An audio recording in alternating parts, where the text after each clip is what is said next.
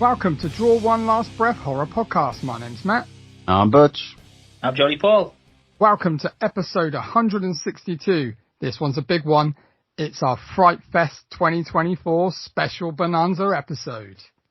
Are you ready, boys? Yeah. I'm ready to behave myself and yes, talk about a fucking 5 days worth of movies. Jesus Christ. So this year, 5 days. So we did the whole full festival. I think, is this the first time we've ever done the full festival? Yeah, we bought tickets for the whole weekend before, but we never turned up on the Thursday. I think in the past. Yeah. So yes, and so this is like 22 movies that we've watched to talk about. 22 big ass movies. For those of you who don't know who's listening, Frightfest is a movie festival, and it's continuous movies from Thursday to the Monday, and they have directors, actors, all over the place doing Q&As and stuff before their movie show, and it's kind of like a showcase thing for them to get their movies out there and sold to distributors, and also it's a chance for fans to go and watch the movies and then go and shout about them and kind of like champion the ones they love the most, if you would. So it's a great festival, and if you ever get a chance to go, you should go. It's in Leicester Square in London, and it was at the Odeon, which was a change from last time. Which how did you feel about that, guys? Yeah, I mean, put it in perspective as well. There's 70 odd movies over the weekend, and we watched 22 of them. So there's quite a lot going on that we didn't see. But yeah, the Odeon proved quite impressive in the end. I think no one likes change, do they? So we sure don't. Yeah, there was a bit of that. But honestly, like as a sort of genre festival, like horror festival, I think it worked. Away from the IMAX, it's sort of like it did have that sort of bit more of an indie feel, even though it's sort of like used for premieres. It was kind of cool and old school. I mean, they had that organ playing as well as you came in, and organ playing as we went left. It was weird. It was cool. 800 seats as well, around about. Is that bigger? Yeah, slightly bigger. Yeah. Because it felt like there was more people in there. Yeah, around 800, I think, and the sound was phenomenal. I will say. And the picture quality and the sound was absolutely incredible. Yeah, it was spot on in that respect. And obviously, just a shout out on top of that of the Discovery screens, which were the offshoot to the main screens, where there was lots of films being shown. We managed to grab a couple of tickets to a couple of films, and I just thought them seats were incredible. So they all like fully reclined. Yeah, and them screens, that screen was massive. Odeon West End Deluxe with the proper recliner seats and it was just a bit sexy, really, wasn't it? Yeah, I mean, anywhere that sells sort of anywhere that shock. Anywhere that for us. Fucking hell. Carry on, Paul. Go on. I think once like the initial shock of sort of a change of venue and a change of seat and a change of screen got over, I think we settled in quite well. And yeah, I mean, shout out to the Odeon as well. All the staff seemed really nice, and the food was incredible. And we got discounts, which is always good. So yeah. Yeah, anywhere that sells tater tots is a friend of mine. That's for sure. So, shall we get into this bad boy? Do it. Yeah, I think we'll just let everyone know. So obviously anyone who's coming in, I'm sure the directors or any of the guests or cast crew or anyone listening to this for the first time, you can go and have a listen to your movie review. It'd be all non-spoilerific, giving our thoughts and feelings. But we'll break it down. We'll give it a little bit of time scale so you can pop in and out of whatever you want to see. But yeah, we will be scoring each one, right? And giving our honest opinion. So, right. And remember out there, this is an opinion, and all three of us have different ones to each other. There's definitely some humdiggers in here. Yeah. And, I do not share the opinion of everyone out there, but, I don't expect everyone to share my opinion. So, there we go. All peace and love. Right then, let's break it down. Let's start the festival off.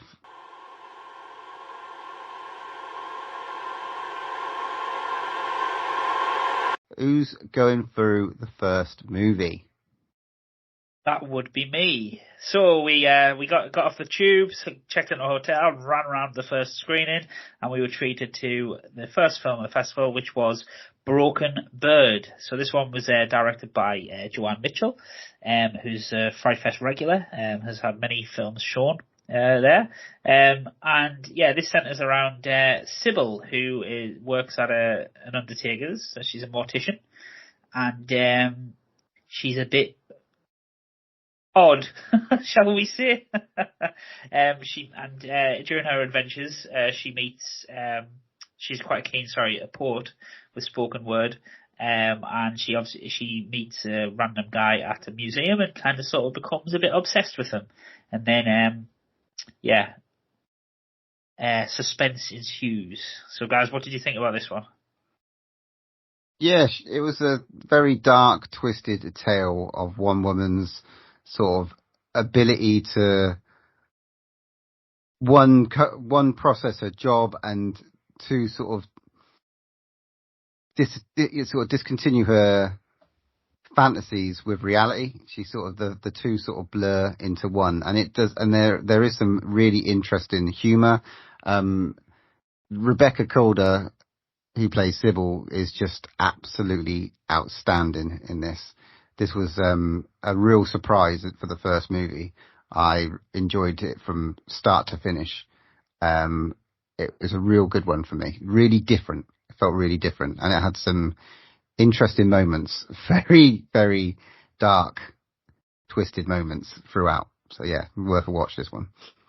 Yeah, I agree. What an opener for the festival as well. I think it was perfect to open the festival with, because there was some kind of dark humour to it, and there was some funny bits, and the storyline was really interesting. But some of the shots and the acting was superb. It really, really was, and it was kind of like almost watching two films as well because of the storyline that was running through it. But yeah, there's some great moments in this movie. I agree with that. The way it was shot from the first shot, like again, Rebecca Calder, sort of the way they positioned the camera and the way they did the makeup, and everything about her was so on point and purposeful that just made her such an interesting character to see. Almost like I said this before, it's like Sarah Paulson, sorry. From the way she sort of shot in Ratchet, that Ratchet TV show on Netflix, it sort of adds to that sort of flavour. Definitely. Yeah. And she gets bonus points for being from the northeast of England as well, so that was a quite pleasant surprise for me. But no, she was phenomenal. Obviously, it's got James Fleet in from the Vicar of Dibley, or Hugo, rocking up, playing quite a creepy character. But yeah, it was great. Like visually outstanding. The script was on point. A few twists and turns in there where you're never quite sure where it's going. And again, as any good sort of on-screen sort of villain stroke hero, you're never quite sure if you should be rooting for her or not. And that's testament to our performance, because I think it's really good. Keeps down that line for a lot of the film. So definitely a very, very strong opener, which we were all pleasantly surprised about. Because I think even in the preview we were a bit like, this sounds one we could miss. So, but yeah, so glad we didn't. Defo. Scores on the doors then, gentlemen. This is the strong opener for me. It's a 7 going on 8. It's I'd watch this one again to sort of like really get the flavour, but it's definitely a 7 for me. Yeah, 7 for me. I think the only little negative point of it was it sort of maximised its runtime a bit. I would say in a nice way. I think we all said it could have been trimmed a bit. There was a couple of scenes that went on a bit, but without going into too much detail, yeah, definitely a good film which everyone should give a chance and watch. So 7 out of 10. I concur. 7 out of 10 for me. All the same reasons. Nice. See, look at us all agreeing. It's a good start. Give it time. On to the next one.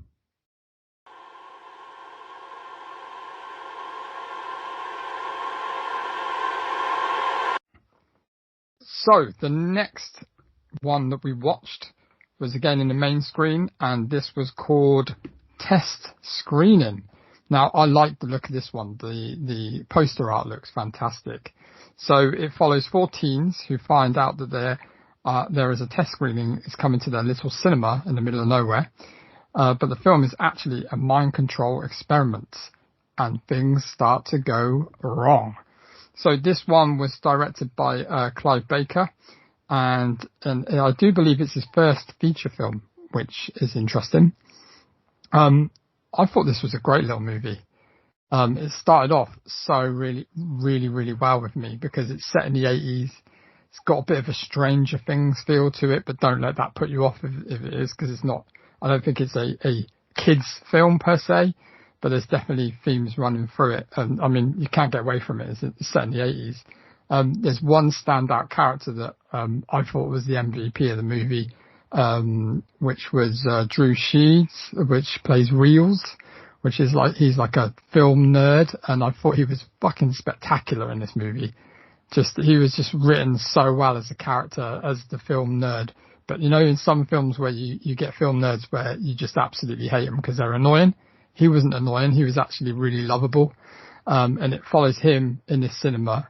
And yeah, they get this kind of premiere at their cinema. But what did you guys think? Yeah, I mean, if a movie was like there to say, what's your personality on a personality, this would be it, right? It's like a lovely little horror sci-fi, you know, think Society, you know, in terms of what you sort of go to think, sort of be real, The Blob sort of movie, The Blob, you know, he loves talking about movies. There's some great references throughout, so be wary and watch them and enjoy them because it's just so fantastic to watch when it's done well. So yeah, a real love for horror, a real love for the genre, and like that, and he was great. But the sort of duo, there's sort of that sort of, it's like almost like that coming of age horror movie. This is sort of in that genre, and there's some real heart in it and real levels of doom in it as well, and peril. So it's sort of got all ticks all those boxes and sort of terms of thing. And the story flowed really well, and the way it ended is quite lovely. Yeah, like Matt said, it starts with like a Stranger Things sort of vibe and almost sort of like Amblin, you know, like Goonies and all that type of stuff. You get like a feel of all that type of stuff and setting a little, almost like Erie, Indiana as well from it. Yeah. Yeah, it definitely paid homage to a lot of that stuff, and it definitely had a look of it. And yeah, like the pop culture references and stuff. And like Butch said, it has lovely warmth through it as well. There's like a relationship which wouldn't have been frowned upon at the time, which sort of blossoms and sort of explores out without being too heavy-handed, which is great. And I thought Chloe Cowan, who played Penny, who's sort of the lead character, really, I thought she was really, really good. But yeah, it deals with some really dark stuff like cancer and, you know, like, it gets quite dark. Like I said, you sort of think you're watching sort of like a teen film, but then it goes kind of off the deep end at the end. So yeah. But I mean, I suppose, talk about the end, I think that's probably the only bit of it that kind of let it down for me. I don't think it really stuck a landing. It kind of sort of fizzled out a bit after some great promise. But yeah, no, it was again, a decent little film. Yeah, some great special effects in there as well. So if you like your physical horror, you're going to love it.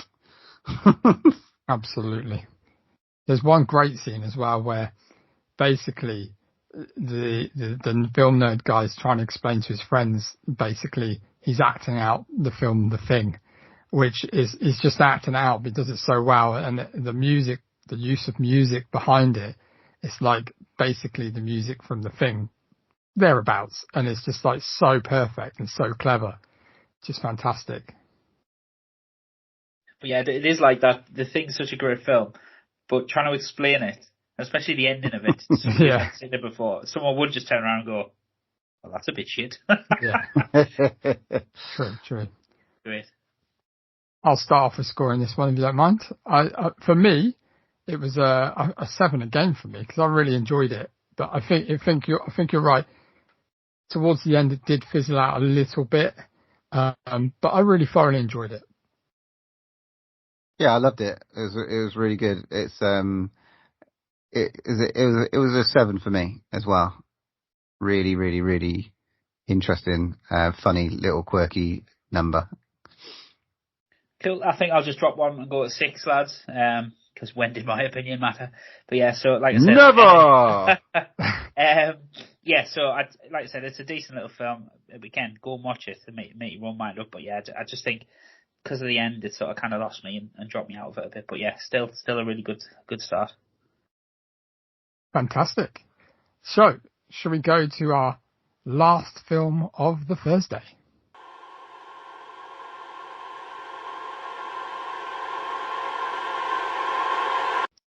Last movie of the night was The Invisible Raptor, billed as a comedy horror. An amusement park paleontologist and hapless security guard team up to stop an invisible raptor from a wrecking havoc. I mean, that's exactly what it says on the tin. There's an experiment going on with an invisible raptor as a dinosaur. Director Mike Camosa, stars the lovely Sean Astin, Mike Cape, Sandy Martin, among a plethora of other great characters. This was just full of humour, plenty of kills to go around, plenty of stupid sci-fi moments, but for the non initiated into that sort of, I'm not going to say Sharknado-esque, but it is that sort of Sharknado-esque sci-fi horror. Do not be put off, because I think Mr. Stevens might be surprising you on this one. Did you enjoy this one, Paul? Well, I mean, obviously, if you've listened to us enough, you'll know that this ain't my bag, baby. And I was treating it with, well, I'm glad this gets it out of the way on the first night of the festival. So, and I kind of hark back to my first Frightfest of watching that Rad Chad's Revenge and going, oh my God, I was just picturing it. But colour me surprised. I absolutely loved it. I thought it was brilliant. And do you know what? Like, it's pure shite. But it's pure shite done really, really well. And like, the premise is ludicrous, like, but I just thought it had such a lovely, like, warmth to it, and that the humour never felt stupid and forced. It was actually quite funny. Quite funny. I was laughing my head off at it, to the point where Butch, I think, was just enjoying me laughing more than he's enjoying the film. I mean, I was like, I'm going to have to say I love this at the end of it, but I just thought it was really, really good. There was plenty of gore in it. There was plenty of laughs. Probably it went on far too long for the nearly a 2-hour runtime on this one. I think they could have cut half hour out and it would have still been the same film. But there was just plenty to keep you entertained. So yeah, I was well happy with this one. Yeah, it was very funny. I mean, the whole cinema was laughing. There were probably one too many poo-poo jokes for me, but the jokes did work. There's a great kind of cameo from Sean Astin. There's so many movie tropes and so many nods to kind of like Jurassic Park and E.T. and every film you can imagine, which was quite cool. And also, I'll just mention as well, as we turned up to the screening, they were giving out kind of toys of the Invisible Raptor, which was literally like a bubble card with nothing in it, obviously, because it's an Invisible Raptor. But yeah, I really enjoyed this. I think the runtime was just too long for me, way too long. But the pacing was great, to say that. The pacing was great, but it just kind of went on a bit too long. But I thought it was hilarious. I mean, I'll be watching this again when it inevitably gets its distribution on the Sci-Fi Channel. Because it's got so many puns and 80s references, like Matt said. It's fucking just gloriously funny. And in the right way. This is how it's done. So could we be looking at a new franchise? Who knows? Well, they did in the Q&A. They did say that if they make enough cash from this, there's a sequel planned. So, and there's a great post-credit sting. If you do watch it, stay around after the credits because it's actually quite funny. So, yeah, this is a great one. Go on, then. What are you going to rate it? Well, I'm going to give this an 8 out of 10, guys, because I thought it was brilliant. It was one of my favourites from the festival, and yeah, I laugh my head off, and anything that makes you laugh your head off's got to be a great film. So yeah. And who'd have thought I'd have said that? Yeah. I mean, I wouldn't go quite that high. Again, it's a 7 from me. 7s all round so far. So yeah, 7 from me. I enjoyed it, but I don't think I enjoyed it as much as you. I mean, I'm going to join Paul on 8. And I'm sure that if I watch it again, it'll become a firm favourite. I mean, now I've got a bit of merchandise for it as well. It's even more, really. So, you know, I'm definitely on the bandwagon. What a great fucking Thursday. Surprising. It went with a banger, didn't it? I mean, I was like pleasantly surprised because I went in with some intrepidation. But yeah, 3 for 3. I mean, like the one we went to a couple of years ago, 2022, opening night was what? Crawl, Scary Stories to Tell in the Dark. So like some proper big cinema releases that were gonna get released. You know, literally the week after, so that was quite interesting. So yeah, we went in with zero expectations and were pleasantly surprised. So there we go. Right then, who's waking us up on Friday morning to talk about this next one? Well, that would be me. And you wanted an argument, Frightfesters and breathers? You're about to get one, I think. So, we woke up Saturday morning full of joys and full of spring. We weren't tired at all. We didn't breakfast at Greg's. That's it. Great. I was full of my cheese pasties. Plenty of optimism for the world. And then we went to see the first ever Irish language horror film. Or film shot in the Irish language of a horror genre. So yeah, so this one is Taibhse, or for you Philistines out there who don't speak Irish, is simply translates to The Ghost. So just a quick sort of plot synopsis, and then we'll talk about it. Eamon and his daughter Mary are employed as caretakers for an isolated Georgian mansion during the harsh winter months at the end of the Irish potato famine. Little did they know that this seemingly peaceful assignment will unleash a nightmare upon them. So, Matt, I'm going to ask you before me and Butch get into it.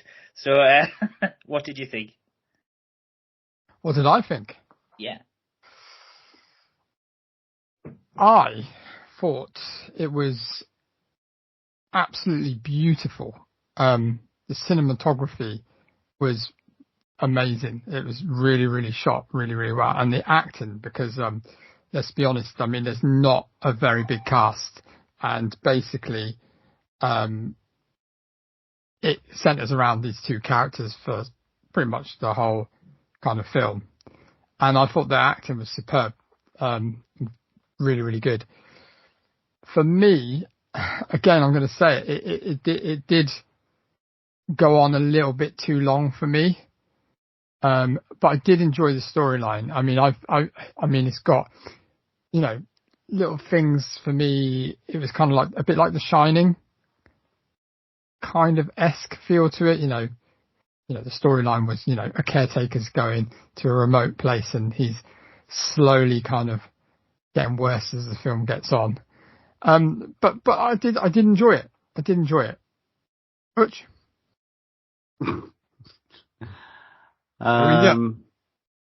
What do I think of this? I mean, I thought it was trash. To be honest, like sort of thing you find on a Asda $1.99 sort of bargain bin. It was a Friday night opener for me. It was brave. I'll say that. I'll give that as brave. But everything took me out of this one, from the costuming to the set to where it possibly was set. The overdubbing of the sort of Irish language on the chap was absolutely terrible. She was all right. She was great. Livy Hill?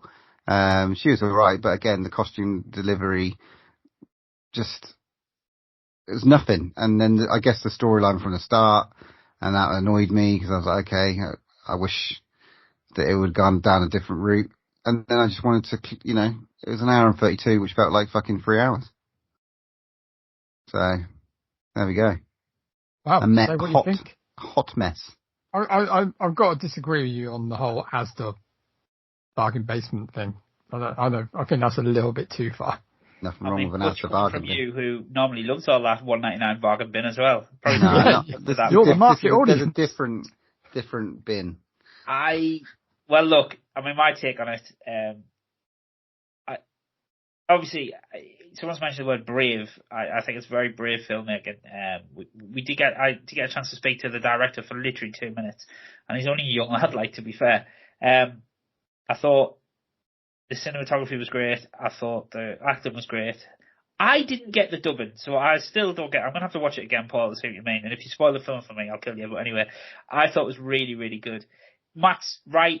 It was a bit too long. I think they concentrated on trying to bring out every kind of supernatural trope you could have.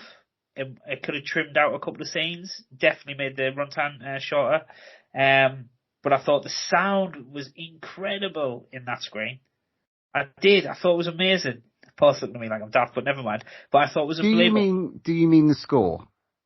I mean all of it. I do. I thought it was amazing, Paul. I did. I really did. So, and we spent about half an hour after we went to see this film arguing about it. So obviously that we could go on all day. But I loved it. I thought it was great. And the end. I know you're saying about the storyline. Yeah, the storyline wasn't the most sort of, you could see it coming a mile off. But I thought the end, the last 10, 15 minutes of it were fucking brilliant. There's some great shots in this as well. Like, there's a really nice wide shot, and it's like of the caretaker, and he's just banging up all these crosses, and it's crazy. It looked really, really good. Really, and there's really a one shot in there which they revealed in the Q&A afterwards that they had to they didn't have the money or the resources to station different cameras. They had to shoot one bit of it and then leg it to the next bit. Yeah, I know what shot that is. Yeah, look, it's DIY filmmaking, very student filmmaking, which is fine, nothing wrong with that. But I think it would have worked better as a short to introduce you to that sort of language. It was really hard for me to get on with anyway. It was really hard to be engaged with it. But because of the way that it was, like I said, to my ears, was done in a sound studio afterwards, I could clearly tell, and that took me out of it. Well, but it's a really challenging. I'm sure it's a really challenging film to make because the language isn't. I don't think is that spoken, is it? I don't really know. Well, no, I mean there's a lot of history, and speaking as three Englishmen as well, we're not exactly the best place to talk about this stuff. True. But yeah, it was banned. You weren't allowed to do any media or anything or really speak it for a long time. And there's more and more, it's called Gael Talk in Ireland, more and more areas sprouting up where they only speak in Irish. And obviously you can tell you're in them because you drive through and all the road signs change to Irish. But I think with that, you've obviously got, you've had a couple of big Irish films coming up over the past couple of years. I know this was English, but Banshees in Inisherin has really sort of exploded the Irish cinema scene. You've got a film coming out called Kneecap, which is again, it's about keeping that language sort of present and actually trying to give it some profile. And that looks like it's a shoe-in for an Oscar. So yeah, I think you're gonna see more and more of this stuff. So I think for us to watch a film, be among the first people to see this type of film, I think we could look back and and think, Jesus, remember when we went to see that film, which kicked off a bit of a craze. Like it or lump it, but yeah. But no, it was definitely one for debate. It's definitely one I'll be watching again 100% because I definitely think you'll be seeing it. So yeah. I'd like to see one where it's done better and I got on with it a little bit more. The language was sort of more digestible to my ears. So maybe they make one with a leprechaun in it and a magic unicorn who kill each other. Paul. I'm looking forward to going to watch this Kneecap anyway. So I will be watching Kneecap and there's a story, there's just, yeah. You didn't like it, Paul, that's right. No, I didn't like it. Everything about it. So you rated first, go on, Paul. What's you going to give it? It's like a 2 for me. Oh, I think that's a bit wrong. But, it's up to you, mate. But 2 is that's low. Yeah, it is. How I feel. Yowza. Matt? Yeah, well, it's definitely not 2 for me. I mean, I'm trying to look at it, I'm trying to be on the fence between the two of you. It wasn't the perfect, most outstanding film I saw at Frightfest. However, to be the first of its kind, where I think one of the lead actors, she had to actually learn some more of the language to get used to it. So I think that's, and it's going to be weird because you've never heard this. I've never, ever heard this language ever. I've never watched a film ever with this language. So I think, with Butch, I agree. It's a little bit, at the start, I find it hard to kind of get used to it because it was language. But that this sort of movie is not my cup of tea regardless. I think, I mean, you're not a fan of that era where I'm not too down on period pieces myself. However, some of the shots I thought were gorgeous. The acting was fantastic. The storyline was good. It kept me entertained. The pacing was good. Again, I'm going to say a little bit too long. Again, I don't know if there's a theme for me at this Frightfest. But I would give it probably 6 out of 10. Okay. Well, I thought it was much better than what you guys give it credit for. So I get your points, but I still loved it. I thought it was great. And I think we should champion this type of stuff because I think they'll only get better as well with experience, which is great. So I'm going to give it a 7 out of 10. Just so you don't get kicked out of Ireland. That's good. It's brave. Yeah, no, and it isn't just because I live in Ireland, but I really enjoyed it, Paul. And my face at the time when I was hearing, I was like, I don't understand what you're going on about. But everyone's entitled to opinion, even when they're wrong. But yeah, no, it was definitely a good debate for a Saturday morning. Hey, look, it's had 34 ratings on IMDb, and it's at 8.1 out of 10. So there you go. Fair play. Long may that continue. Okay. So, on to the next movies.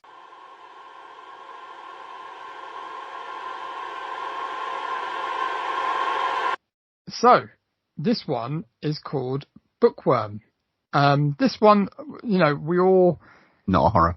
Kind of looked at it and we're like, what is going on? I think it was classified as a PG. Kind of like, put to us as kind of a family movie. And I'll tell you what, I was going into this one, I was like, I'm not sure about this. So I'll go through the plot. 11-year-old Mildred's world is turned upside down when her estranged father, the washed-up magician Strawn Wise, comes to look after her and agrees to take her to a camping trip to find a mythological beast known as the Canterbury Panther. So this one is starring Elijah Wood. And the younger daughter that plays his daughter is now Fisher, plays Mildred. And we got a really cool little pop-up from Michael Smiley halfway through the movie, which was cool. So for me, I was blown away by this. It's not a horror. It's not a horror. Vaguely doesn't even have a horror theme for it. Maybe a slight thing that's in the middle, which I'm not going to spoil. Maybe it gets a little bit dark at one point. But I thought this whole movie was such a palate cleanser, and it was endearing, it was beautiful, it was funny, the acting was amazing. Elijah Wood is just eating up the screen with this character that he's just brought out of nowhere. I mean, look at some of the choices he's made in movies lately, And let me just say, this is from a director called Ant Timpson. He's a producer, well, predominantly a producer, so he's produced Come to Daddy and Turbo Kid, so he's got some producing chops. He's got some good producing chops. Yeah, so it's just so well written. It's all filmed in New Zealand, which looks absolutely beautiful. I mean, Elijah Wood, it seems to me like he's gone, right, I'll do it, but you've got to do it we're doing it in New Zealand, and I'm going to visit all the Lord of the Rings places, because literally every single place they visit in this film is from Lord of the Rings. But yeah, I absolutely thought this was fantastic. Yeah, she's great. Nell Fisher, let's give her a lot of love for that. She played young Cassie in Evil Dead Rise. She's going to be in the upcoming Stranger Things final season. I imagine that means she's going to play Will's younger sister, maybe? Don't know. I got no idea. Yeah, Michael Smiley's character was a great little cameo, and a great little character as well. When he does pop up, it made the movie quite interesting. This is like an adventure comedy, one to take the kids to, one to watch with the family, one to watch your partner. easy, digestible, good fun, some lovely little, like almost like a lovely road movie, but obviously on foot. It was just, like Matt said, it's just gorgeous to watch. So it's easy to kind of take in that sort of scenery, easy to take in there, the sort of, the dad who sort of is being almost like put onto this situation, so they have to come together and do it. He plays a magician, so he's got some tacky tricks, which, he's not a magician, he's an illusionist, but he's got some great stories in the background, which is so good to sort of listen to and for her to take in. And she is just strong, bold, contemptuous, and just like absolutely an amazing kid actor to watch and get on with and champion. It's really, really cool. Yeah. Yeah, I completely and 100% agree with you guys. When I was watching it, obviously, I know when we did the preview, the film that came to mind is when I watched the trailer straight away, it was Hunt for the Wilder People. Because it's a very, very similar film of, dysfunctional relationship on a quest type of thing. So, and I thought it was really, definitely similar. But it also just evoked like films like Little Miss Sunshine, where you kind of just watching it and it like I said, the dysfunction turns into comedy, and then it's all heartwarming, and then there's a bit of darkness in there, and then I loved the ending. I thought the ending was really clever and brilliant. But she was unbelievable. She was what a superstar in the making. It kind of reminded us of the girl who played Abigail. Yeah, I just thought there's this sort of them two seem to be like fighting each other for the best little actress. or the lass from Gifted with Chris Evans, and she's gone on to do wonderful things and stuff like that. You ever seen that movie? She plays like a brain basically. But she's been in loads.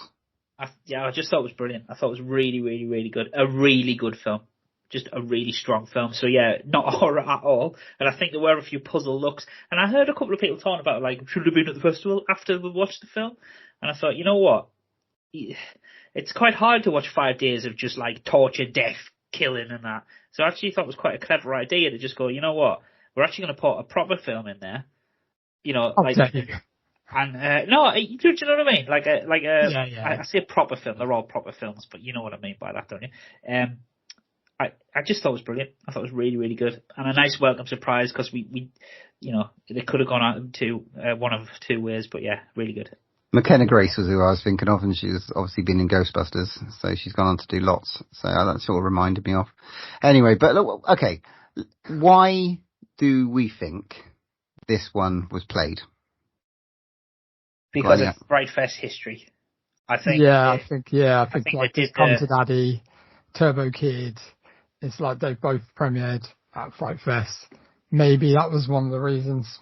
What do we mean, right? And here's my naivety, and I have looked this up, and I've still tried to understand it. By a genre movie, what does that mean? Does it just means that's a part of a genre?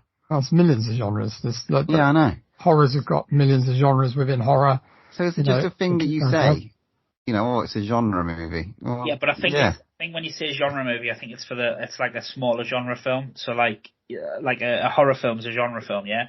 But I think it's it's like an independent film type of term, right? Whereby it deals with similar themes. So it deals with similar themes. They might not be as extreme at all, but it deals with that kind of thing. And look, they could justify the thing that happens in the film, which we're not going to spoil, could be classed as horror. Do you know what I mean?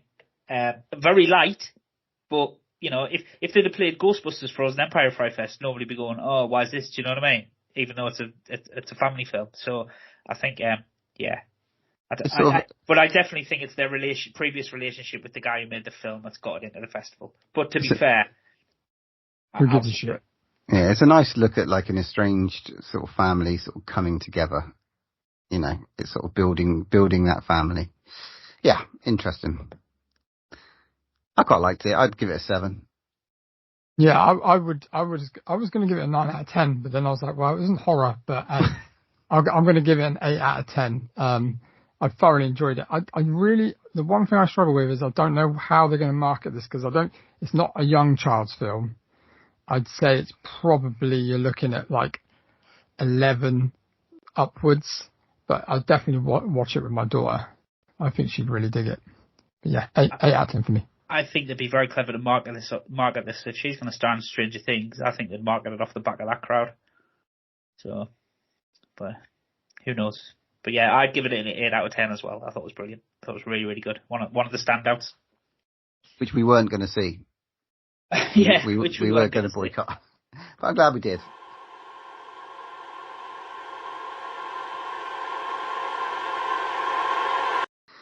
And then we did stay. We went to watch later on in the afternoon a movie called Shelby Oaks, directed by Chris Stuckman, and starring. It's got Keith David in it.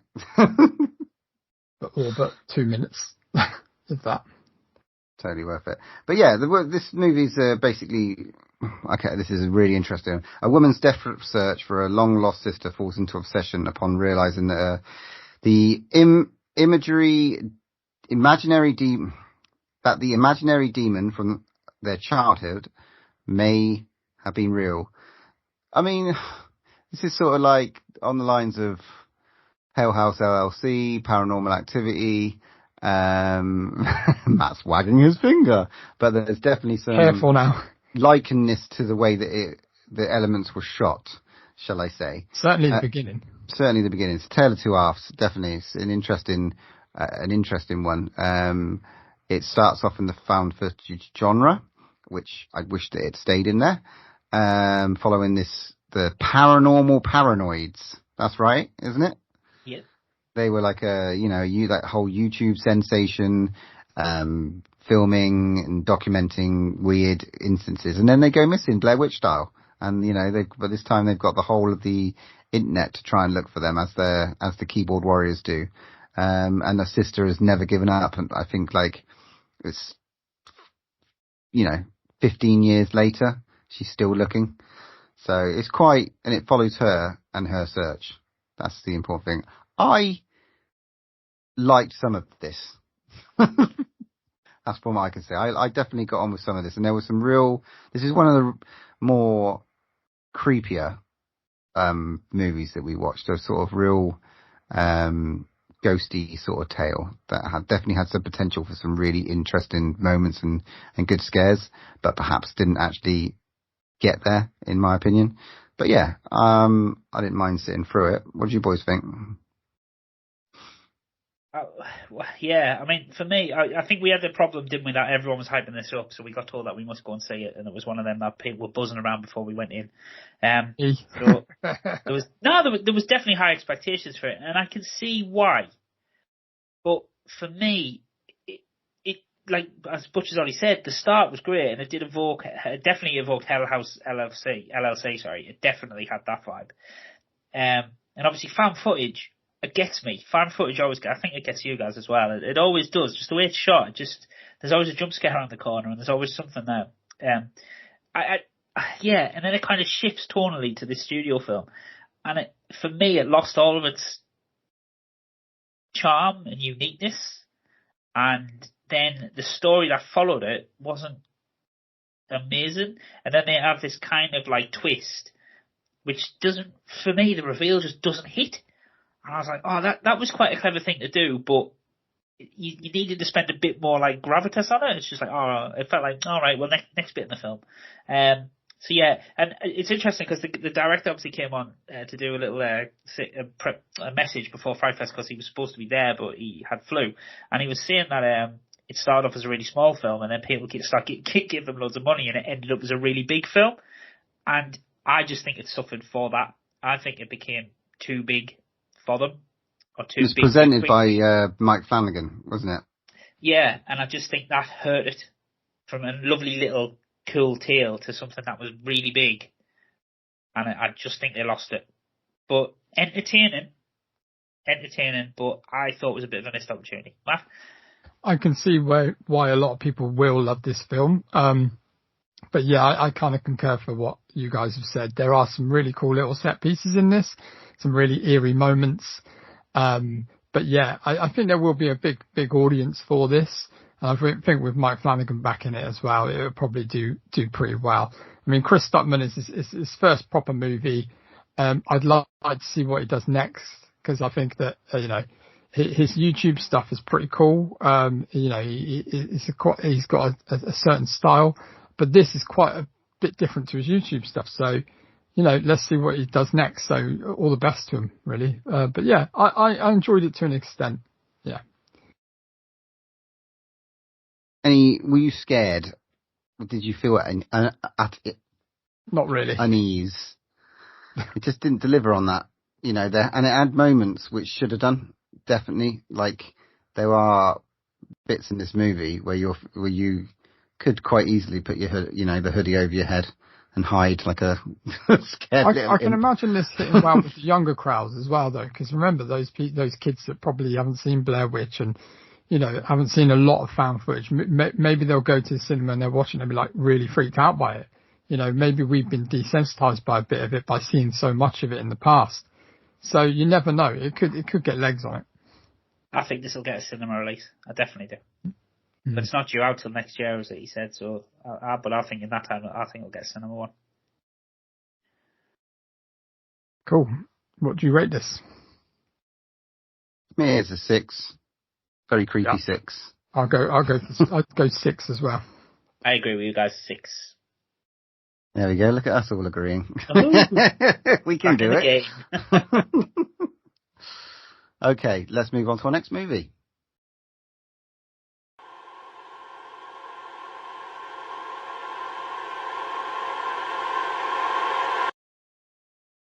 Okay, so this next movie, we obviously this time slot had changed a few things, because there was originally supposed to be like a studio sort of AAA release, but that's been pushed back. So then we got the 4K restoration of the one and only Hitcher, or The Hitcher, from 1986. And I was really excited because this I have seen before, but the other two lads hadn't, and I was really excited because I obviously can remember it, or remember most of it, and I knew that these two were going to love it. Well, I was kind of hoping you were going to love it, so this film's got a little bit of special sentimentality to me, because I once asked my dad what the scariest film he's ever seen was, and this is the film that freaks him out. It's kind of similar to me with Deliverance, where it's kind of a thriller with sort of a horror tinge to it, but he says every time he watches it, it freaks him out, and obviously you can understand why. So I was really pleased that this was on. So a young man who escapes the clutches of a murderous hitchhiker is subsequently stalked by the Hitcher and framed for his crimes. So starring the one and only Rutger Hauer, C. Thomas Howell, and Jennifer Jason Leigh, with a little bit of a cameo from Jeffrey DeMunn in there. Great little cast. What did you think, guys? Wow. I think I turned to you, Mr. Geordie Paul, before we watched this, and I said, I hope this is good. And you went, I think I'm quietly confident. And I was like, I've heard a lot of buzz about this. It's been on people's kind of like, top 10s and stuff like that. Second Sight are bringing it out soon, and a brand new, obviously 4K re-edition with like loads of bells and whistles. I absolutely love this movie. I actually want to own it now. Rutger Hauer, wow. He's just brilliant. It's just the whole thing. Menacing, horrible bastard. He plays those characters well. It's shot beautifully. Just the restoration looks amazing. The sound was great. I thoroughly enjoyed this from beginning to the end. Yeah, it's one of those movies where I didn't know about it. Honestly, it's one of those ones that's completely slipped past me. I think I didn't even pick it up to be in my radar until we watched Something in the Darkness. Search of Darkness, yeah. Search of Darkness, and it was on there in the third one. I was like, oh wow, this looks pretty fucking mad. So I put it on my watch list to sort of watch down the line. Still never got to it. And then it popped up here, and I was like, okay, cool. And now I'm just like, this could easily be in my top 10 movies of all time. I just think it's that good. Blade Runner level gorgeous, sinister, absolutely sinister road movie. I mean, I was in floored by Rutger Hauer and like poor, like Jim Halsey. I just didn't know where the poor chap could turn. I just didn't know. I could not see a way out for him. This really sinister guy just tracking him and playing with him and toying with him throughout, and like every opportunity for him to sort of get out of it, he'd sort of just diminished. And poor Nash, Jennifer Jason Leigh looked really cool, but it's just mad. And the performances are awesome. The crescendo was nuts. The stunts were incredible. It's proper old school. It's 1986, proper 80s. This is a proper like 80s movie, like Mad Max, all that along those lines. And I've never seen it. It's ridiculous. It is ridiculous that I'm 43 and this is the first time that I've watched this movie. It's nuts. The kill count's fucking massive. I think I don't know if I've seen Rutger Hauer in any other role apart from Blade Runner. I don't know. Maybe I have. I'm sure he's. You've seen Batman Begins, haven't you? Of course, yeah. But like, Oboe with a shotgun. Oh fucking hell! Yeah, all right. We're doing that. We're doing that one too. It's shut up. But like, TJ, was it? What's his name? The Jim who plays Jim Halsey. C. Thomas Howell, is it? Right. I just looked at his IMDb and he's like in E.T., he's in fucking Walking Dead, he's in Outcast, he's fucking he's working steadily. He's been in so many movies and so many TV shows. He's got a buttload of things that I've seen as well. I'm just like, what? I've not done my homework properly in life that I've managed to, this one has passed me by, but I haven't stopped talking to people about this since I've watched it. I told my dad about it because it would be right up my dad's street, and he's never seen it considering the era. Weird. It's been unavailable for so long. You've never been able to buy it, mate. So it's never been on a shelf. Really? So it's never been a long time. It's one of the things that you get asked for in our line of work, and it's like, nah, you can't get it, mate. You can't get it. So yeah, it's one of them, mate. So you wouldn't see it, but yeah, I'm so glad it's been restored and it's given some love.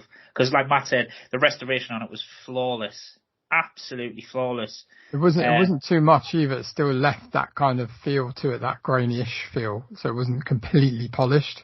Yeah, because I think if you polished it, it would take a bit of the tension out of it. But yeah, I mean, there's some standout scenes in there, and like, yeah, I mean, if you were to do like a Grand Theft Auto movie. It's already been done, right? This is the Grand Theft Auto movie. You know, it's like, what happens when you shoot a cop? Oh, 2 more cars come. What happens when you suddenly manage to blow them up? A fucking helicopter comes. You know, it's just like, where's the army coming? Where's the army? It's fucking nuts. But not only is it like a big kind of action-ish movie at some points, it's so dark in areas as well. It goes from being comedic to dark, and it just flips, and it's just like that. I think tonally, that's what makes you so like uneasy. I think that, you know, Paul, that's why your dad said it was like one of the scariest movies you've seen, because some of it's really realistic and could be real, and it's dark, and then it goes into this kind of thing that's a little bit a tad unbelievable, but those points of the realistic stuff are so dark and scary. And it could happen, you know? It could happen. It's the score. The score sounded like a fucking John Carpenter score. You know, it was just so, and it was so 80s.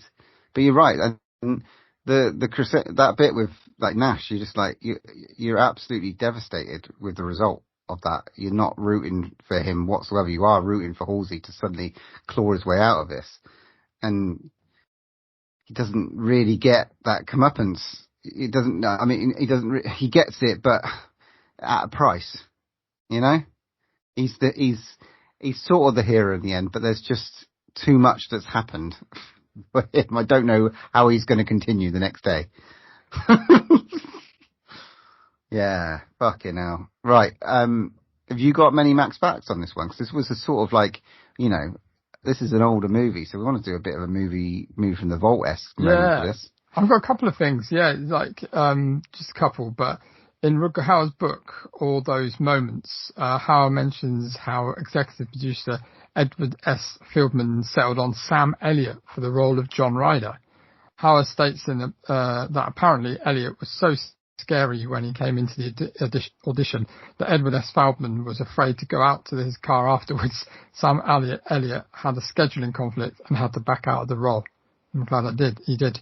The original script was long enough to make a 3-hour movie. Scenes that were never filmed include Ryder slaughtering an entire family, an eyeball appearing in a hamburger. This was replaced with a finger in a plate of French fries in the end, and a graphic sex scene between Galveston and the girl before Nash, and Jim. And a character being decapitated. This movie underwent several rewrites and which removed all the gorier moments. I think that just would have probably been a bit too much over the edge, but hey. Jennifer Jason Leigh agreed to do this movie because she wanted to work with Rutger Hauer. Again, they co-starred in Flesh and Blood in 1985 and loved the character of Nash because there was a real person there. This is fucking mental. This is future President George W. Bush served on the board of the company that lent the money to HBO to finance this movie. During the 2000 presidential election, Bush's critics used this, his involvement in this Hitcher 1986, to discredit his stance on family values and his criticism of violence in Hollywood movies, which is pretty crazy, really. Nash's gruesome death by being, I won't say that bit, was apparently the idea from Rutger Hauer, which is dark. The original script would have had Nash be crushed by the truck against the wall, but Hauer convinced the director to go with the different idea, arguing that audiences would be more disturbed by the sound. Which is pretty cool. And there was apparently there's 20 kills, but I think there's more than 20 kills. I counted. That tallies with my 20, which I counted. Oh, does it? Okay.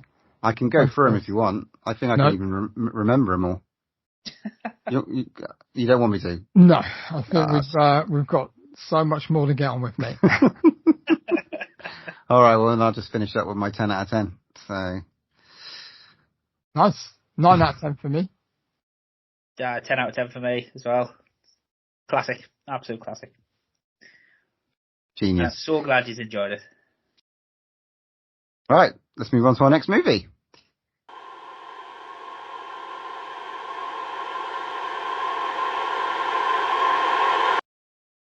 Oh, to end Friday night with a bang, I went to the Discovery screen to watch Mutilator 2.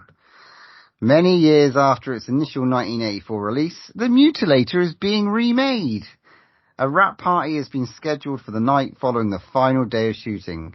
Cast members from the original movie have been invited, and everyone is excited. Unfortunately, they are besieged by an unknown killer who favours the use of the same or similarly flavoured nautical implements of death as used by Big Ed, the original grief-crazed mutilator maniac. What a fucking synopsis. This is a sort of meta look at reproducing the original with lots and lots of gruesome deaths, lots of practical effects, like a poke at old school slashers, if you like, and a love letter to the fans of the original. Director Buddy Cooper was there all weekend, signing posters and giving away hats. Staying in the same hotel as us. Staying in the Zedwell Hotel as we saw him. This was a nice moment. Maybe not a great movie, but a really, really nice moment is what I can say. Because I thoroughly enjoyed the experience of it all. The fact that it came back, the fact that me and Matt reviewed it and absolutely fell in love with the first one of its silliness, and this sort of embodies that. But on a more of a extreme low budget sci-fi sort of esque production values. But some of the kills are absolutely fantastic. And that's what you get from this sort of movie. Matt, Okay. So, I mean, yeah, this is a bit of a love letter, and it is kind of like, look, I'm going to give you more kills, crazier kills. That's how it is. I think that, it's supposed to be quite bad. That I think that it's intentionally supposed to be, schlocky and a bit silly, maybe a little bit too far. But however, the kills were awesome. It's just like, you've got to reinvent this kind of like the way to try and kill people. And it does it well, and some of the effects are crazy. And I had fun watching it. It was a good ride. It was fun, and it was supposed to be silly. And it was, he financed it himself. Buddy Cooper said, he's just looking to make the money back that he paid for the movie. And I think he just wanted to come back and have one last swan song and just have fun with it. And it looked like he had loads of fun with it. It really did. Paul? Yeah. Yeah, look, guys, it was the best bit about Mutilator 2 was meeting Buddy. Right? Let's get that out there. Genuinely nice guy. Just completely up for talking about the film. Genuinely loved, interacting with the fans. You could just see like the joy over his face. I was just glad to be back doing what he obviously loves after so long away. I mean, look, if you got about silliness, I just thought it was really, really silly, and again, just not my cup of tea, guys. I just thought I get the whole premise of it, but I just thought it was really done. Enjoy this, people. It's a great kill count and some absolutely, again, outstanding moments, and some really finished. No, because you have. There's a real originality in the. I know what you're going to say. So there's some real originality in the kill. Sorry, Paul, carry on. There's some real originality in the kills. No, look, the kills are brilliant, and the effects of the kills are brilliant, but everything outside of that, guys, was tosh. Sorry, it was. And whether it's meant to be or it's not meant to be, that's great. But, you talk about a film like Invisible Raptor, that is meant to be silly. But so is this. There's a difference in quality. That's all I'm saying. But look, fair play to him. I hope he makes his money back. I hope he plans to make Mutilator 3, which would be great. And obviously, you two were massive fans of the first one, which is fantastic. But I've watched about 2/3 of the first one, right? And even though the similar veins of films, the first one is light years difference. Light years. And even that's silly and stupid. But the it's light charm of the this. The charm is off Buddy. The charm's not off the film, guys, yes, right? So we're going to make a clear distinction here. And fair play to him, right? And I've never made a film before, so I'm sure if I made one, it would be worse than that. So fair play to him, props. But I ain't going to tell you that's a great film. No. But nor was the first one, but it was. And that's the beauty of it. So it's kind of like everything that's from the first one's embellished into the second one in a lovely little ode. So if you're fans of the first one, you'll enjoy the tongue-in-cheekness of this second one. Yeah, if you just want to go in with a bit of fun and you want to see a movie that's kind of like, almost taking the mick out of itself, but in a really nice way and an endearing way, and the kills are great. Yeah. It's good fun. 7 out of 10 for me. Yeah, 7 out of 10 for me. Well, I'm going to give it a 3. So he's getting you back, Butch. He's getting you back. That's just for the kills, guys. Because I feel the rest of it was daft. I feel like that 3's more directed at me than the movie. It's definitely not. This is there where Butch's conspiracy theory now that I'm getting revenge for the Irish film. Honestly, it doesn't really matter to me that much. But I've got to be honest with this, guys. Can I ask a question? Does it get an extra point for having the nice reclining seats? No, because as you remember, I didn't realise until about 2/3 through the film that my seat could recline. And then I wouldn't recline it fully because it made a squeaky noise and I thought it was going to disturb everyone else. So, no, it doesn't get an extra point. That did happen a few times. I wondered what that sound was. Right, well, that's Friday done. Let's move on to Saturday.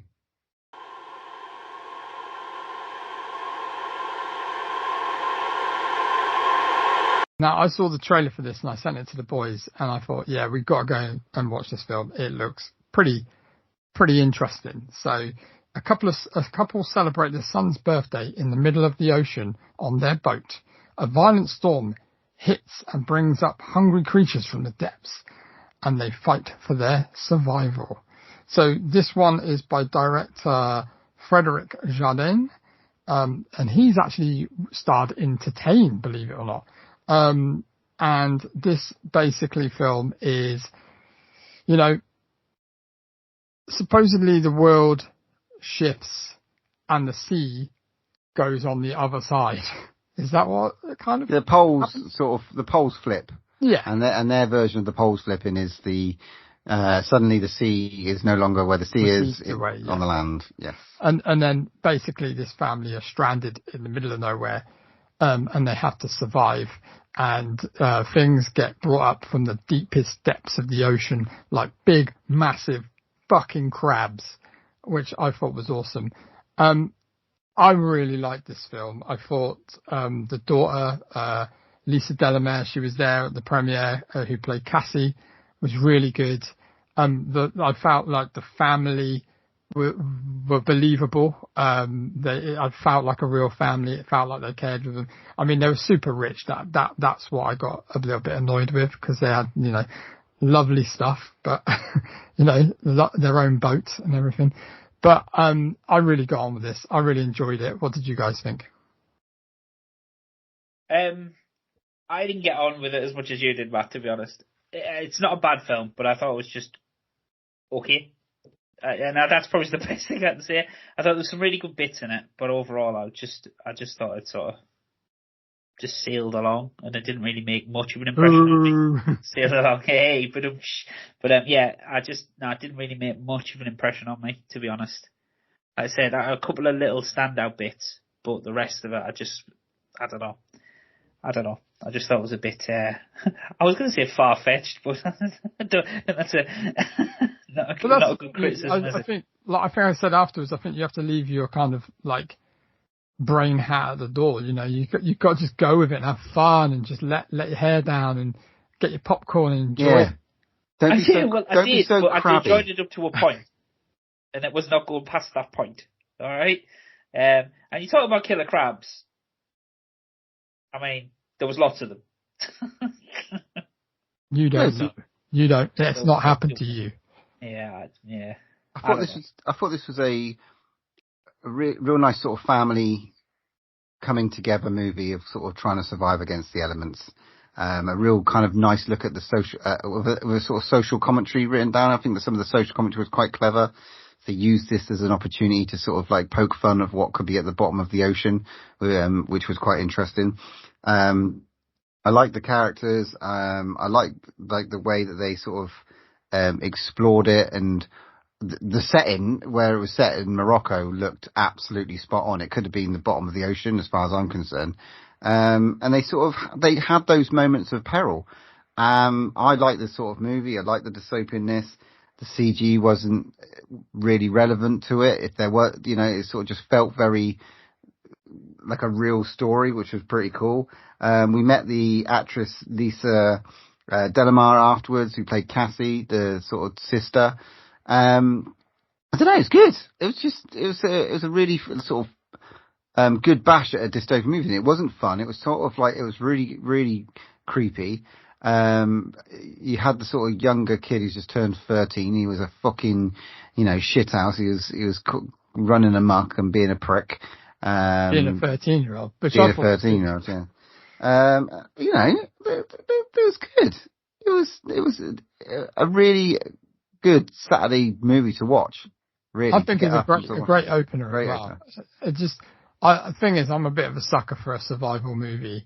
I do like them. I have a little soft spot for them. And I think they did really well with the budget they had as well, like you said about the locations where it's shot.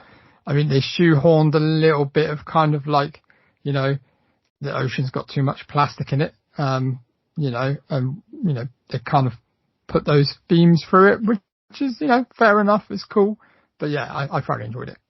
But it's, as well, the production value was pretty good. So it wasn't like that typical sci-fi movie where you've got like that invisible raptor, the mutilator, you know that what the production value on those were. This one had a little bit more of, bit more cinematography behind it and a bit more budget on that. You could tell that by the camera use and stuff like that. So that was really, really refreshing to see. Even though you probably see this ended up in maybe the Sci-Fi Channel, it's a little bit more, it got a bit more substance and shot very well. So yeah, hats off. Tip of the hat. 8 out of 10 for me. A 7 for me. So I'm going to give it a 5, just straight down the middle. So, sorry. Bang average. Okay. What could follow up this movie? What's the next movie?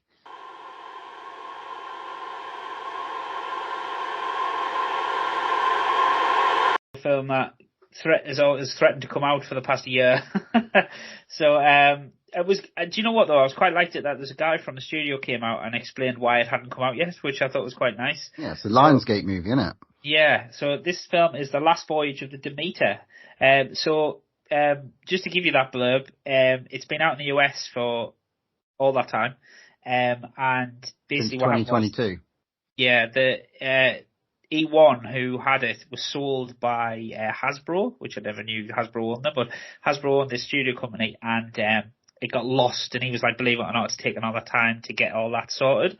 So it's finally coming out. It's going to be out, I think, on physical and digital streaming at the end of September, I think he said it was, or October, around that time, so everyone can get to see it. But yeah, this was the big sort of, I think they did say it's the most expensive budget film that was shown at Frightfest. And yeah, so basically, for those of you who don't know, it's set around the Demeter, which was the fabled ship in Bram Stoker's Dracula that carries Dracula from mainland Europe to the UK. And it's the story of the crew and what happened on that fateful journey. So it's got a decent cast there. It's got headed up by Liam Cunningham, who plays Captain Elliot. You got David Dasmalchian, who's Mr. Wojciech. Corey Hawkins, who plays Clemens, and you've got Aisling Franciosi, who plays Anna. So yeah, what did you think, guys? Yeah, this was an interesting one. I mean, I'm not massive on vampire movies and stuff like that. I don't know a lot about the lore behind it, but saying that, this cast was the driving force of the movie. I felt the performances throughout were brilliant. David Dasmalchian is fantastic in anything he does. You know, for me, there's obviously a lot of CGI heavy.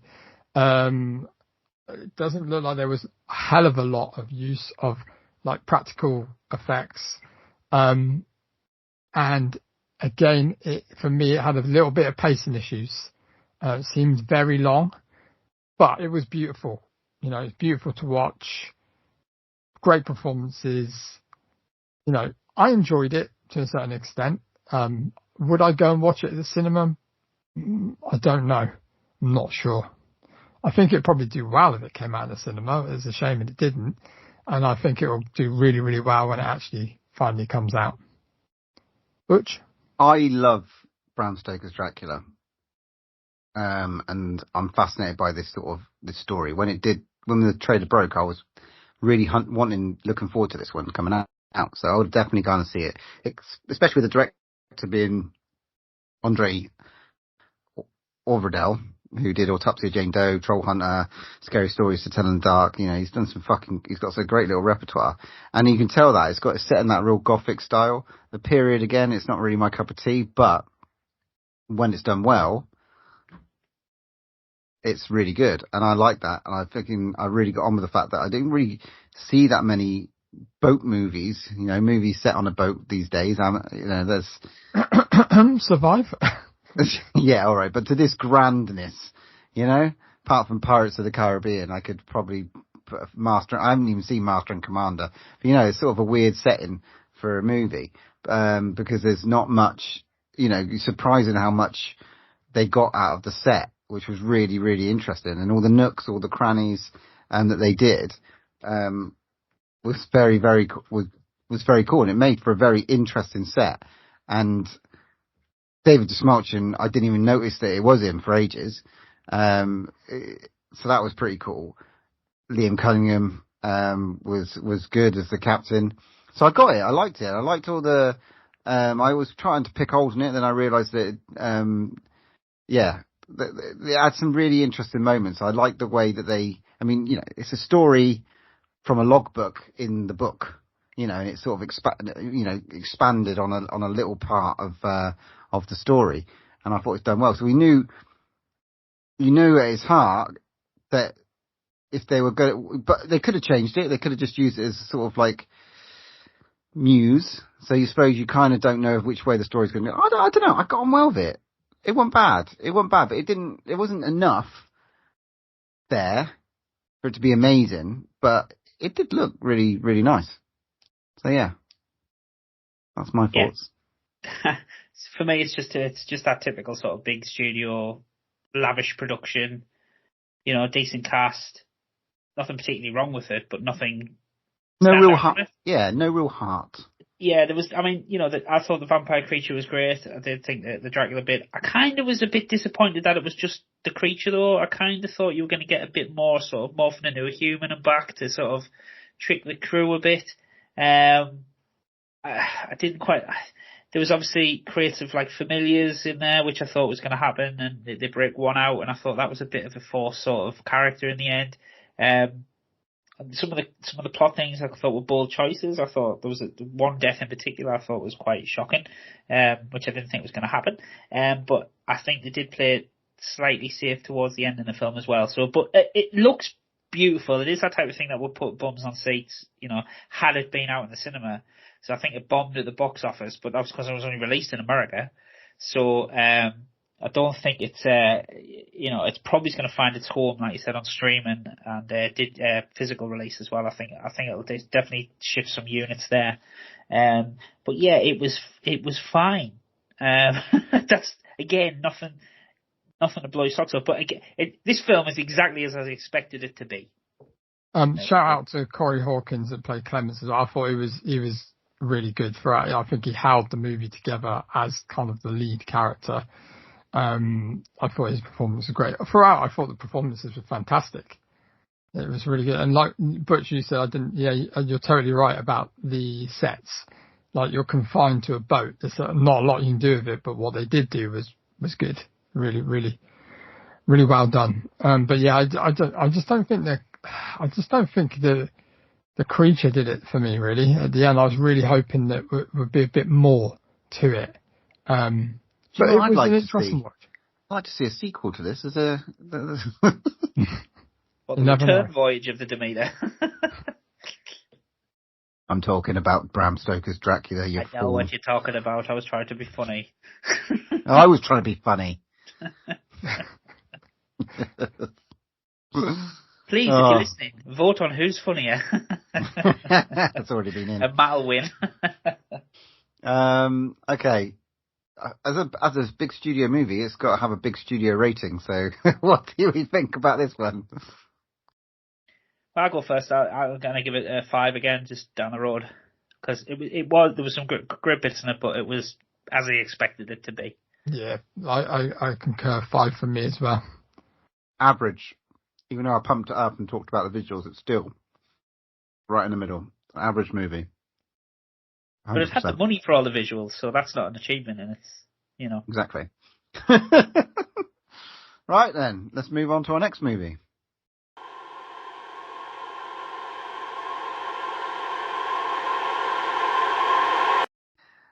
Okay, let's talk about Traumatika. From director Pierre Zgadnis. Got that, I've screwed that one up. Never, really? Oh no, let's a little bit of a plot about this one. There was a plot on this one, was there? Plot. I don't know. A girl goes missing. Sister.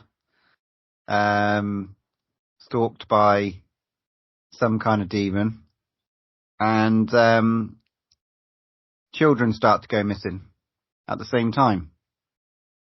And yeah, I think that's what happened. It's subtitled in it. It was in a different language movie. No. No, it wasn't. Okay. I really was paying attention to this one. Do you want the IMDb synopsis? The IMDb synopsis says, "Know what this is about. Be the first to add a plot." That's probably better than what you just said. I don't know. This is just sort of. This is like your ghosty, demony movie. It could quite easily have been like an Indonesian sort of horror movie, like the way the sort of subject matter that they were going in at. It is exactly what it says. It's a trauma movie. Someone's going through trauma, and they're dealing with it in a weird. It's just like a weird cat and mouse thing as well. I don't know. I don't think I liked it. Mate, this film had the best art, and I thought, oh, this is and I actually felt creeped out by the first kind of scene that was in it, and I thought, yes, this poster has lived up to it. And it's a movie of like two halves, completely, or maybe 15 minutes, and then the rest of the movie, which is some real strange choices, I would say. I'm not sure what it kind of wanted to be, because it starts off as like, I don't know whether they blew all their budget on the first kind of 15 minutes or so, but the first 15, 20 minutes was brilliant.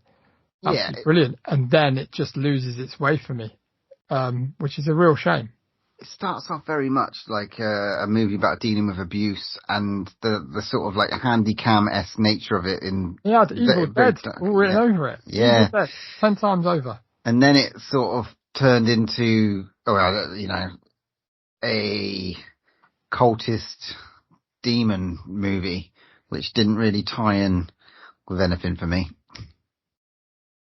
Well then, so Matt said a film of two halves. It's a film of 3/3, mate. So the start of it, I think we were walking up to the screen, Butch, and I went, do you know what? I've never watched a film that scared me yet. Like, really scared us yet. So again, you start watching this film, I was like, here we go. It's going to be mental. It's going to be messed up. They've nailed this demon possession stuff. The set design was incredible. You had kids in peril. I was like, oh my God, this is going to be brilliant. This is going to be great.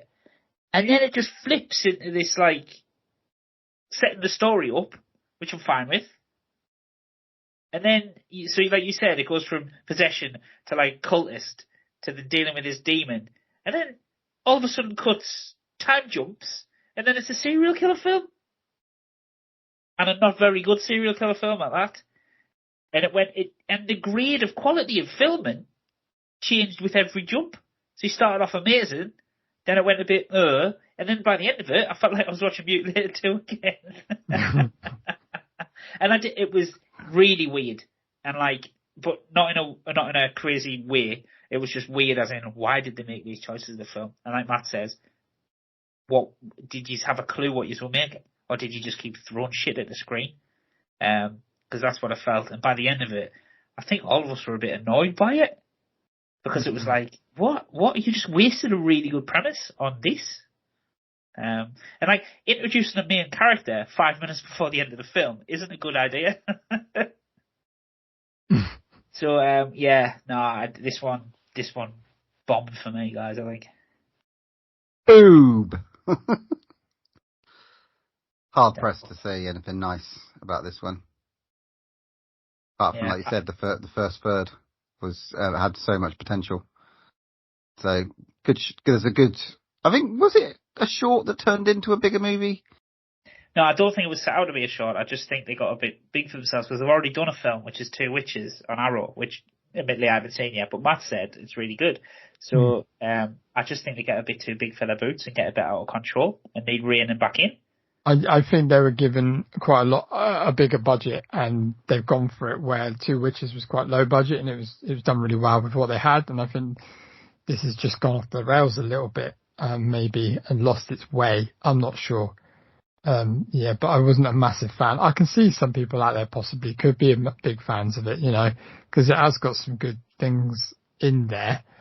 But the fact of the matter is we were sat in this, and there were some bits where people were laughing, where it was like, that's not really a laughing matter or a part in the movie you should be laughing at. Not for the subject matter. No. But that was a bit weird. But yeah, I'd say for me, it's probably I want to say a 4 out of 10, I'm afraid, on this one. Yeah, I'd give you the same. 4. I'm gonna go 3 because it really annoyed us. And that 3 is the first, a point for every 5 minutes of the first 15. Yeah. All right then. Okay. Well, that was exciting times. Let's get on to the next movie.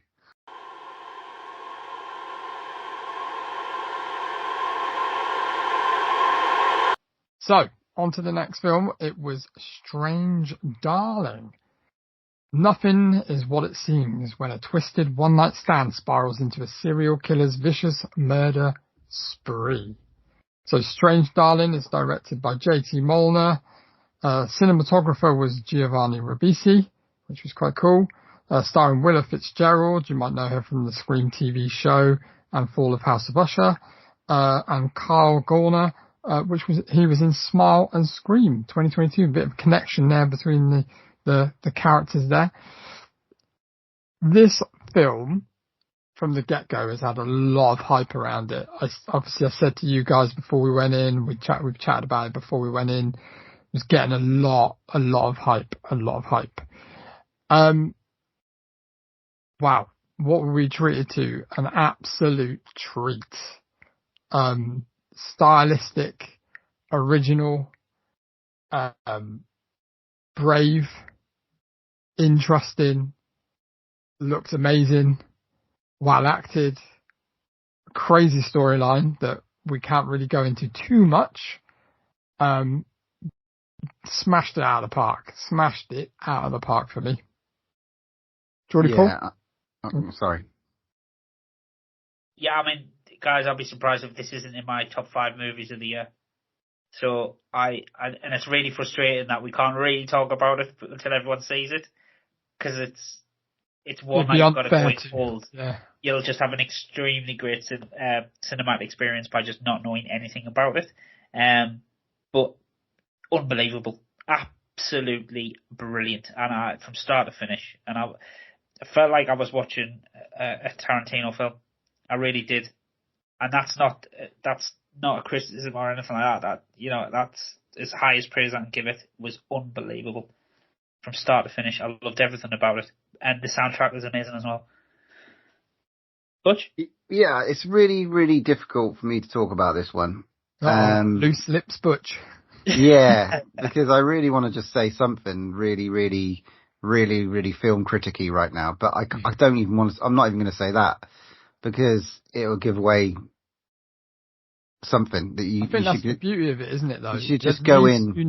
The better it will be.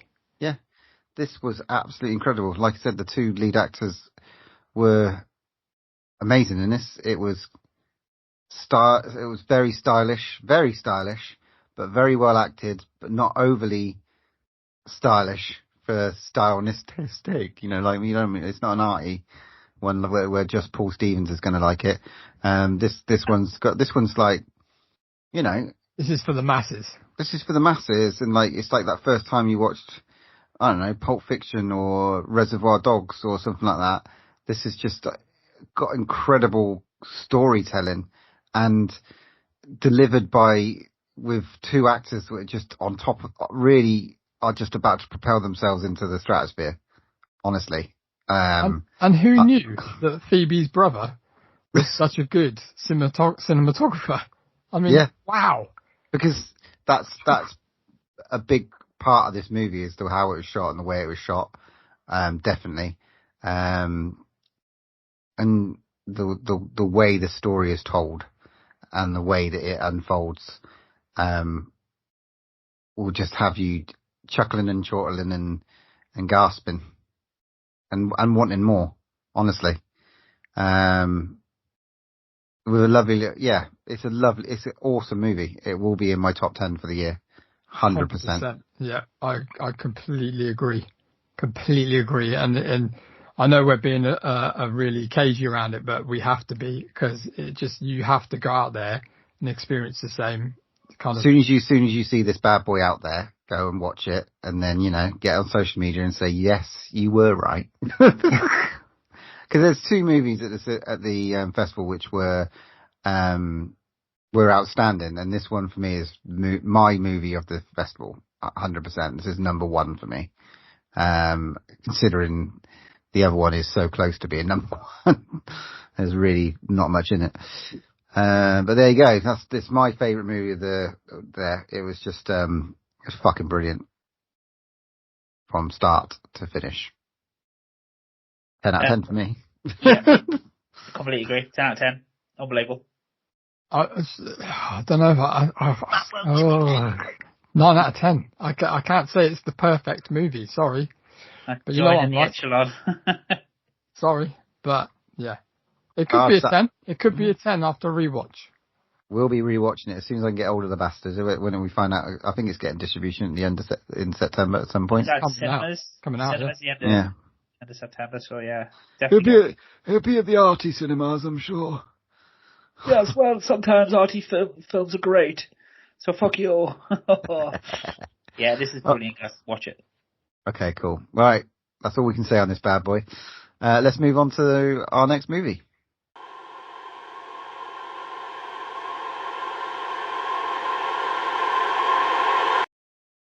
Okay, guys, so this one, so after all this mental fatigue we had, watching quite serious films all day, this was our chance to have a bit more fun. So the final film of the day for us was the one and only Members Club.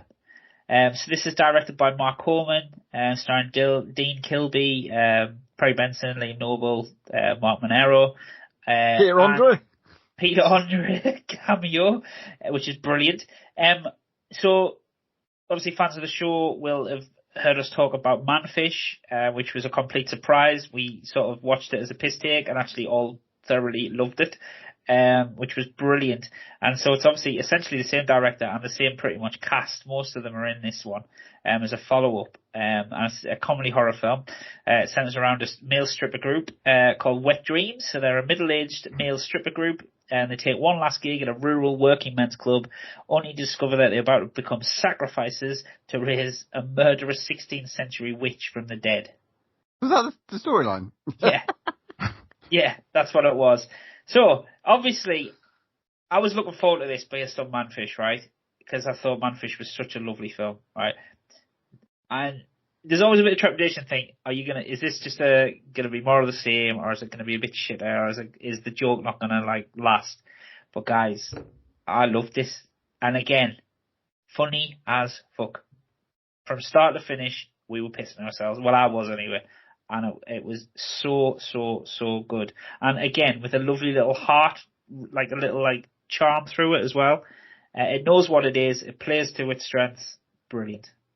What do you guys think? It was just a movie about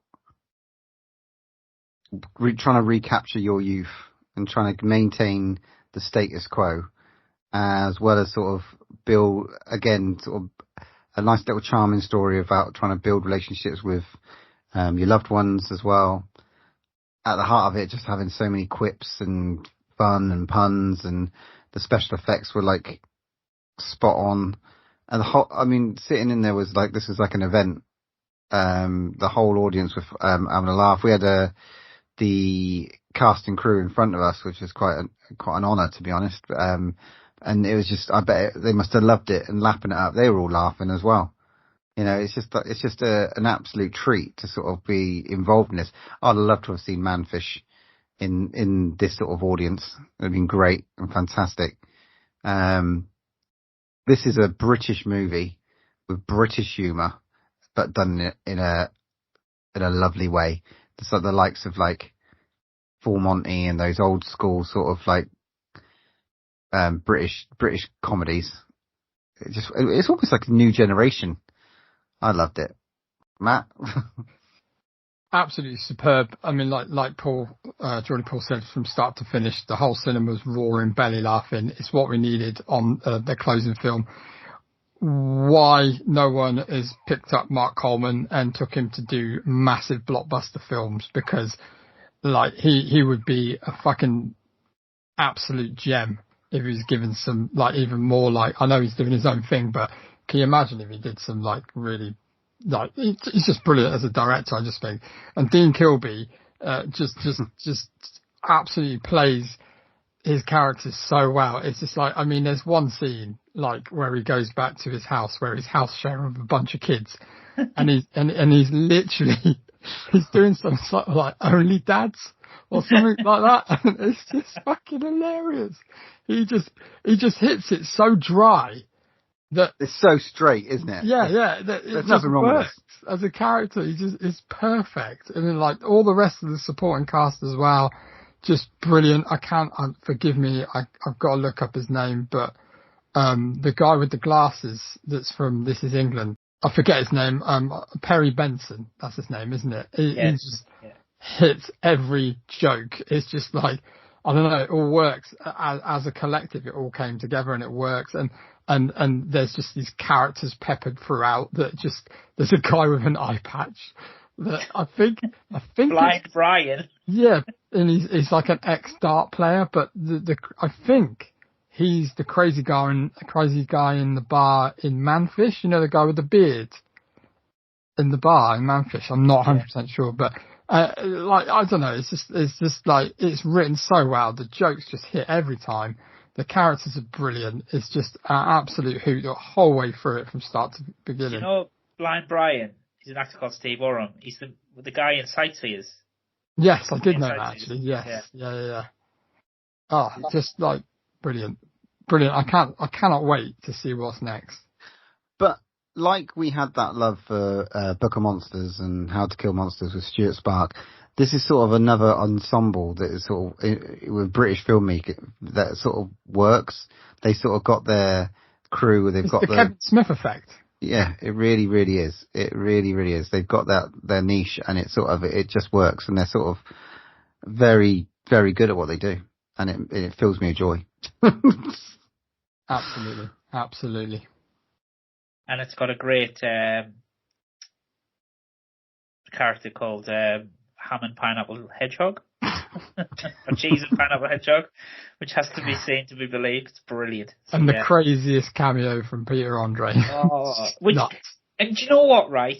Again, watching films and cameos appear, and there's tons that are like, that was shit. It worked in the film, and it was really good. You know, you go on about like watching things like Deadpool and Wolverine with cameos in it. It was like brilliant. It was brilliant. It was the perfect cameo. Yeah, brilliant. Right time, right actor, right character, right dialogue. Perfect. So much love for it. I cannot wait to see what they're going to do next. Absolutely. We're going to rate it. 9 out of 10 for me. I'm going to give it 9 out of 10. I'm going to give it an 8. I don't know why. But yeah, I think not as good, not as joyful as that first Manfish experience, but you know, there's no negative there. I think as a construct movie, 8 out of 10 for me. Awesome. All right, that's Saturday night. Done. We have one more little surprise for you guys for Saturday. Paul Thomas, friend of the show, went to see Scopophobia, and here's his thoughts on it. Hi, it's Welsh Paul here. I'm guesting while your hosts were watching the main screen at Frightfest on Saturday at 1 o'clock. I visited Discovery Screen 1 to watch Scopophobia. So Scopophobia means the extreme, irrational fear of being looked at. The film is excellent. I'll give a spoiler-free review because I hope lots of people go and watch this. The opening of the film was really, really powerful. We saw a factory that had financial difficulties, and they were really reliant on the month's takings. It was shot so beautifully. You had the factory and everybody in black and white, but with a bag with the factory's takings for the month in red. The filming was really, really beautiful, really drew your attention to the bag. And then you saw a masked figure stealing the bag, and then the person who was responsible for the bag ending their own life in an extremely gruesome fashion on the factory floor. That's the opening of the film, and you learn of the 4 girls who are implicated in the crime, and they're implicated in what to do with the money which they stashed away in the factory, obviously not expecting there to be a death. Okay, I won't give you any more of the plot, but I would just say it's really true to life, and in a low budget film, one of the things you can do really well is the dialogue, realistic characters, and a good storyline. You've absolutely got that here. The film was made by Melyn Pictures. Now, I knew that melon meant yellow in Welsh, but I didn't know that giallo films, Italian noir films, it means yellow. Giallo means yellow. And I've done my research, and that's because the sort of pulp books that giallo films would be based on typically had yellow covers. So hopefully this will get a release so that people can go and watch it. So if Scopophobia becomes available, really, really recommend it.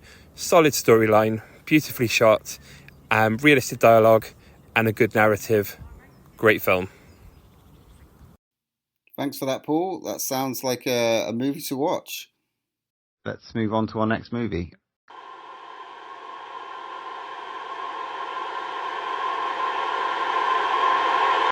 Okay, first movie of Sunday, The Last Ashes.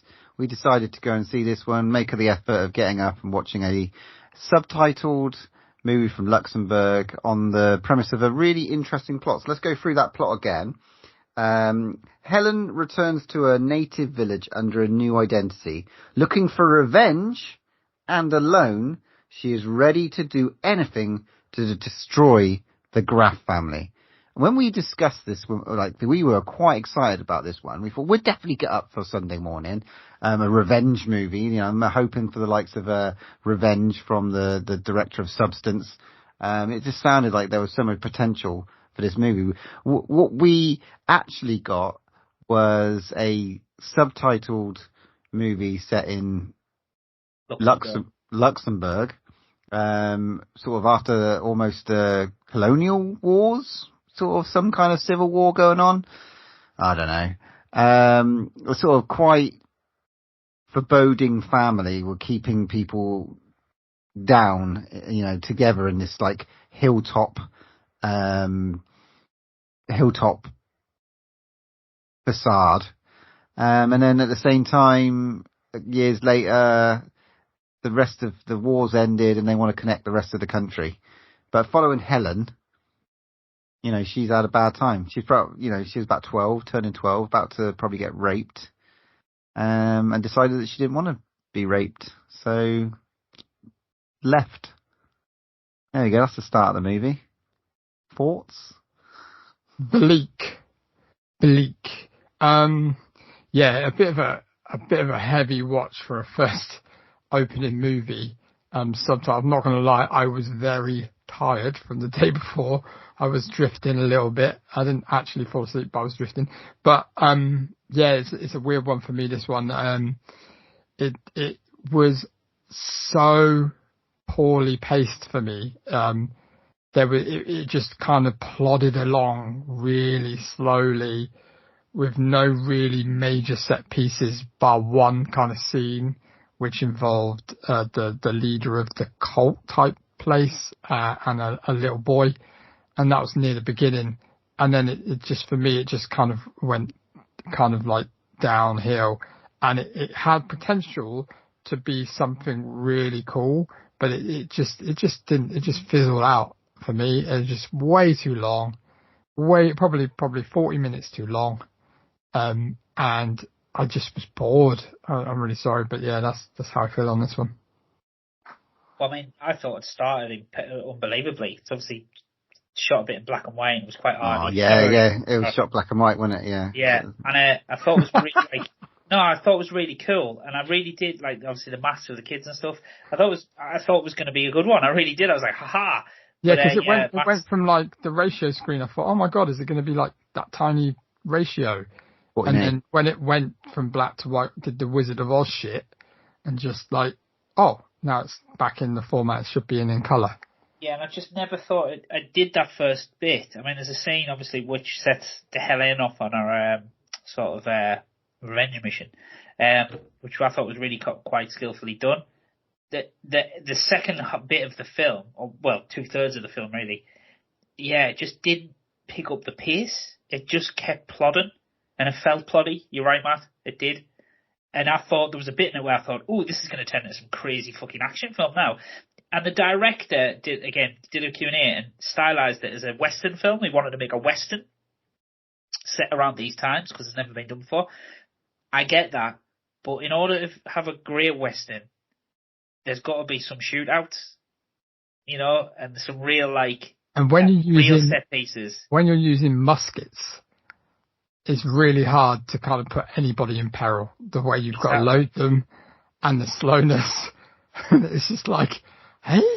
But there's something that happens when you first get introduced to her as an adult. It's quite cool, and you think, oh my god, she's like some sort of a Templar assassin thing, and you think, oh my god, this is going to be like, I thought it was going to turn into some real stalk and slash film, but it just didn't.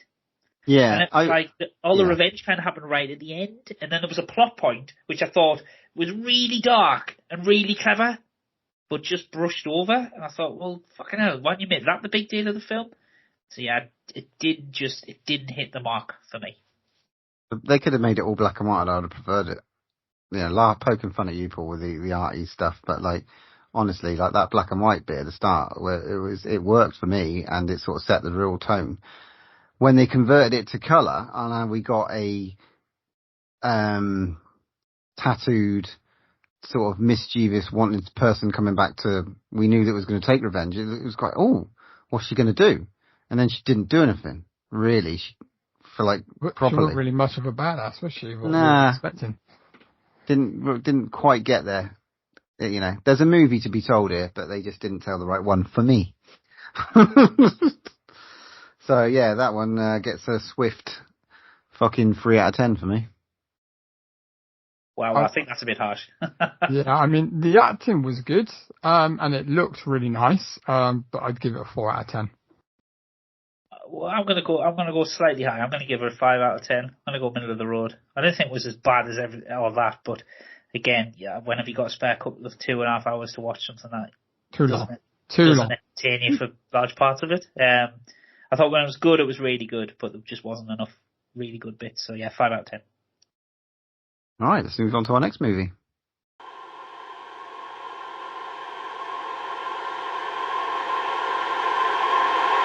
So the next film we watched was Azrael, Angel of Death. I like the synopsis. It starts off with the best tagline, in a world. So in a world where no one speaks, a devout female-led community hunts down a young woman who has escaped imprisonment.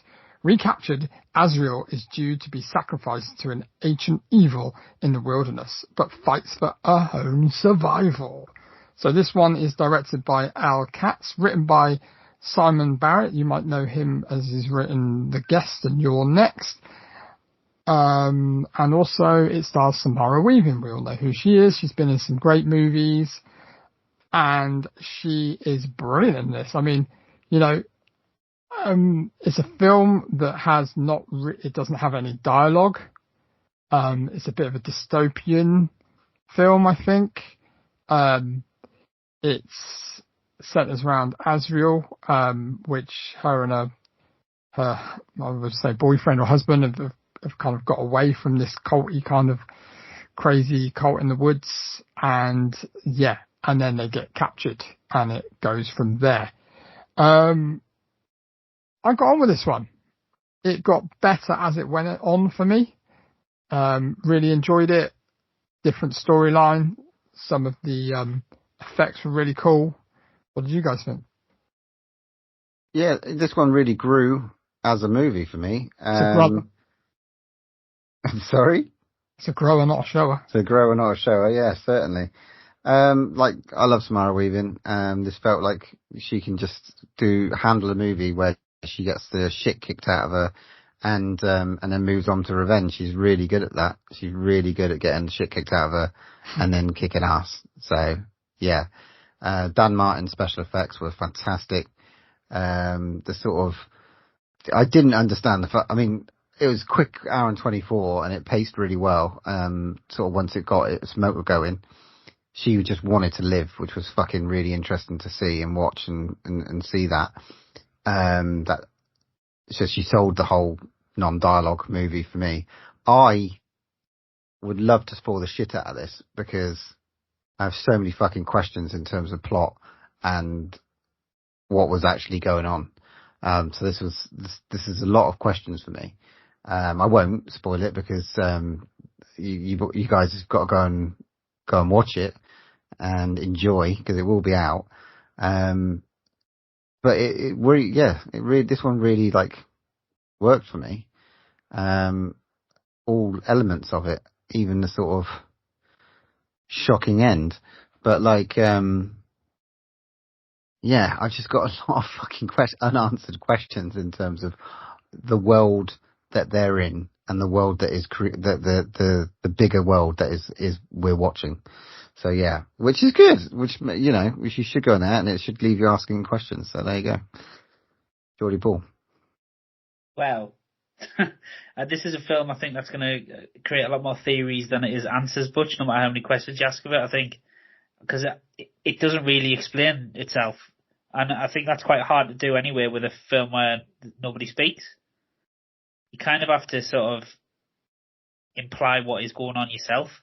Obviously at the start, though, it does reveal that it's after the Rapture, so it's obviously, the Judgment Day. So, which is like God's judgment. So whether or not the creatures are left on Earth as the tortured souls or the hell or whatever, it's hell on Earth or whatever. Yeah. So I don't know. There were elements of it. It looked stunning. The sound was incredible in it. It was really visceral. But I kind of wanted a bit more sort of meat around what actually was going on, because for me there was no real reason for her to be doing what she was doing. It's like, in order to get away from everybody, I'm going to run straight into their arms. I wanted to know a reason for that. And then it was a really ambiguous ending. So you were like, what is going on? And the reason I know that is because we obviously went to the pub afterwards and we were talking to a couple of our friends, Lewis and Andy. Big shout out to them. But I explained what I could have thought, or a possible theory that I had. And they were like, oh, I didn't think of it like that. And then, so I think there's definitely interpretations in it. But as a film, yeah, it looked lovely, but I don't think I liked it as much as you guys did. I was a bit frustrated with it. That's all. Can I ask a question? Do actors get paid less because they don't speak? Interesting question. That is one of my questions. I think there's different contracts. I doubt it. Like, I think it was probably for screen time rather than how much they speak. Maybe. But it's independent. But what an easy job, though. Turn up and just look like, scared, angry, stressed out, look like you've been beaten on the floor. It's just like, look scared. That's the thing, Omar. That's a bit of my problem with it, is because you're not speaking, you've got to act that to let the audience know what's going on. But you can convey emotion, but you can't convey like plot without a signpost. But first play with a film without words to keep me entertained the whole time. Fair play to them. Yeah, fair enough. That's why I've given it a 7 out of 10. I just don't know why they were mute.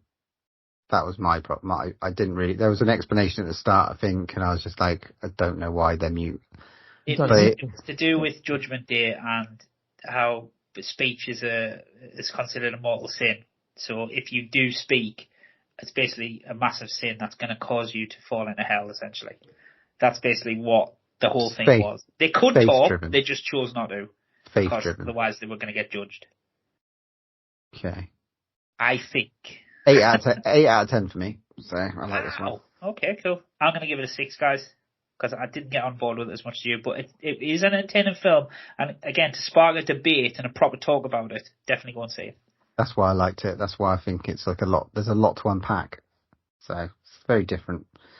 Very different. Trauma. Lots of cool shit. Lots of good visuals. Right. Let's get on to our next movie.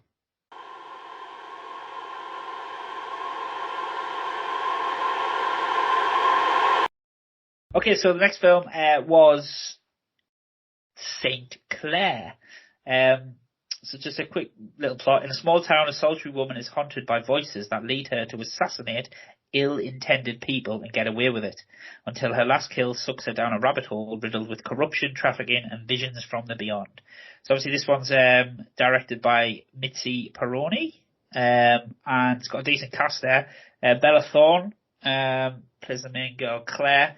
Got an awesome little sort of almost cameo-esque appearance by Rebecca De Mornay, which is great. Ryan Philippe, who one of the quotes for the weekend from all of us was that Ryan fucking Philippe? Gonna write that on Butcher's gravestone. And then obviously Frank Whaley as well pops up, who plays quite a little cool part. So yeah, guys, what did you think? I had fun with this one. It's a sharp 1 hour 32, which I thought was good. Bella Thorne, always great to see Bella Thorne. I think she's really underrated as an actor. She was just loving her life in this film. She's the main character. I think she was really likable. She plays a real badass. It really is something kind of like different to watch. It's a bit of a palate cleanser because it's kind of like a few things in one movie. It kind of has this bit where it's, she has a kind of almost a ghost friend, like, that pops up, that almost is like, what's the film, not the TV show I'm thinking of, where, I can't remember it now. Drop Dead Fred? Yeah, a bit like Drop Dead Fred, yeah. I was going to say Jiminy Cricket. or like a sidekick, like Quantum Leap popping up. It's just, which is kind of a comedy kind of like bit in the film, which was cool. But, yeah, so essentially she's like, going around taking names, killing arseholes, which I thought was cool. Really? Butch? She's a religious vigilante. Yeah. Which is really quite interesting concept. She's done some wonderful movies since we saw her in Blended in that Adam Sandler movie. She's really grown up. She's done some really interesting things and obviously got herself involved in all sorts in the media. But probably a bit too old to be playing a school person. Maybe. The movies she ends up being in, though, she does really well. Like Babysitter, she does a great role in that. She was in a movie called Chick Fight, which was quite interesting, where she sort of plays the baddie. Habit as well, which is really interesting. She plays really interesting characters. I think she's on a episode of American Horror Stories, the short one, which was also really, really interesting. I think she plays almost like a serial killer, where she's picking the baddies up from a club. So I really like her, and I suppose. And in this one, we all know what you really like her. This role, I think she does really well. She carries the movie. The supporting cast is fantastic. I think she's a little bit, not Becky-esque, sort of a grown-up Becky. She's got sort of that divine purpose, and she's very following strong. it. If I say that, the divine purpose, right, that makes it a different movie, but it's not. It's quippy. It's sort of, she's a little bit unhinged, although which is different. She does not hold back, shall we say, in some of her acts of justice, and she can sort of kick ass as well, which she's, obviously learnt some stuff from acting classes with her mum, her grandma, Rebecca De Mornay's character, the grandma, and her going up against Ryan Philippe. It was great. I love Ryan Philippe. Cruel Intentions is one of my favourite movies. But I know he's done lots since then. Yeah, it was really good. I really got on with it. It was enjoyable to watch. And the action scenes, some of the kills that we got to see, were very well done. Shout out to the drama teacher. That's fucking brilliant. Yeah, there were some standout characters in this. I mean, the sort of crescendo was really interesting too. I could watch her enough of them. I thought it was going to be a bit more Saint Maud, but we didn't get Saint Maud. I'm we got fucking glad. Becky. It wasn't droll. This definitely could stand up in an audience to that sort of like teenage horror audience, definitely.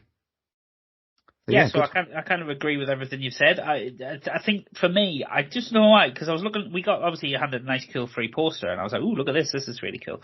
And I think I expected something more adult, and this was quite, like Paul says, teeny. Now that's not a slight on the film. It's just not really kind of my bag, but it was well made, it was well acted, there was some really dark bits in it, really funny bits in it. But yeah, it was a bit too teeny for me. And I said this, I think, to you in a message a couple of days ago, just reflecting on the film. I think this should be a TV series. she can handle that. I really do. I think they could expand this into a TV show where obviously she's like, there's different villains and there's an overarching story, all that type of stuff. I reckon there's definitely a lot of legs in this concept for a TV show. So yeah, but yeah, no, it was serviceable. It was fine. Yeah. Yeah, it's a 7 out of 10 for me. I'd go 7 out of 10. It's good, unexpected, and good watch. We all agree, 7 out of 10. Lovely job. Well done. Okay, let's move on to our next movie.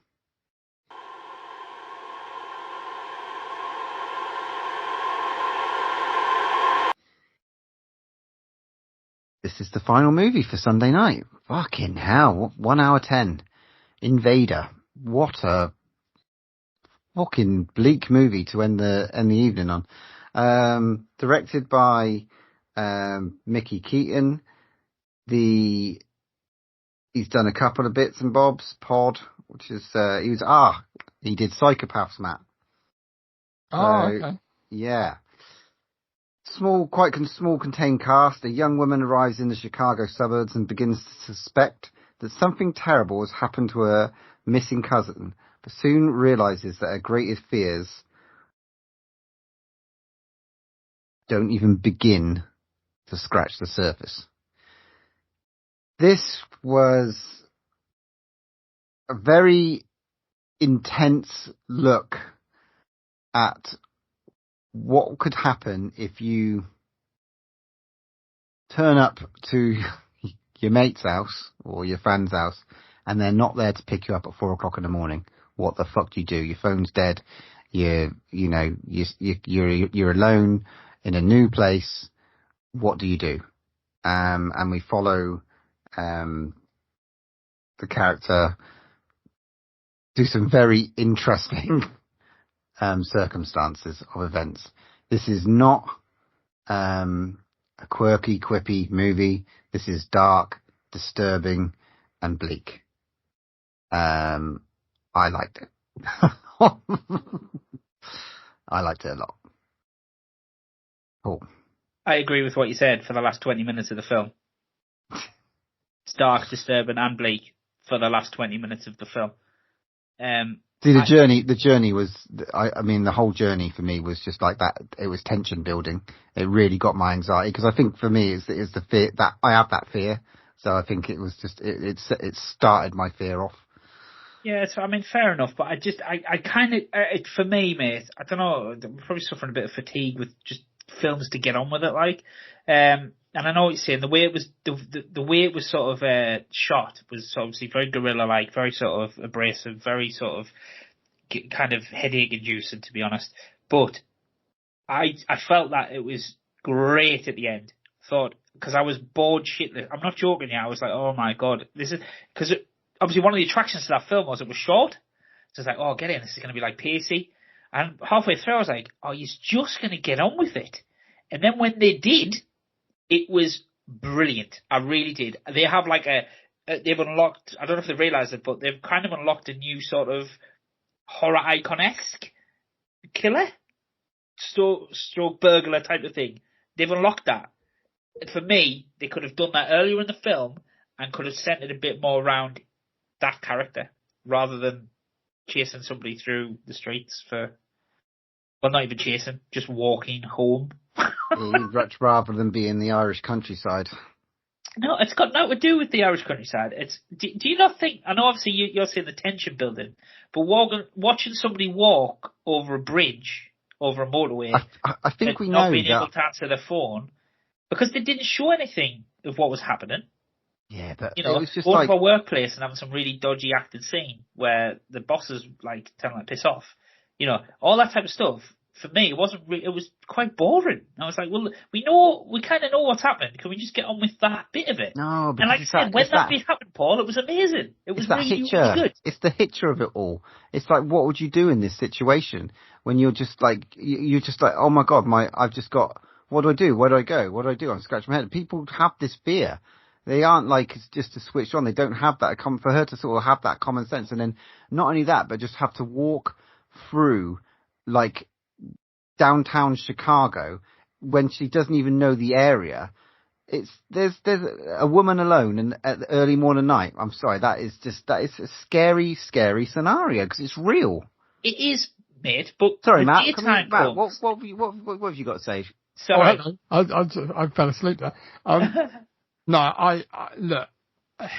The thing is, I get what you're both saying here, right? I get what you're both saying, but there was too much of that in the start of it, and I think because it was a relatively short film, that was I can understand the kind of like, you know, the build up with that, but there was things like I was like, yeah, you could have just put something a little bit different in there. When you think of something like a film like Don't Breathe, which is like kind of not the same film, but you know, I mean, it just the pacing is real quick and it gets into it, and I just think it was just took a little bit too long to get there.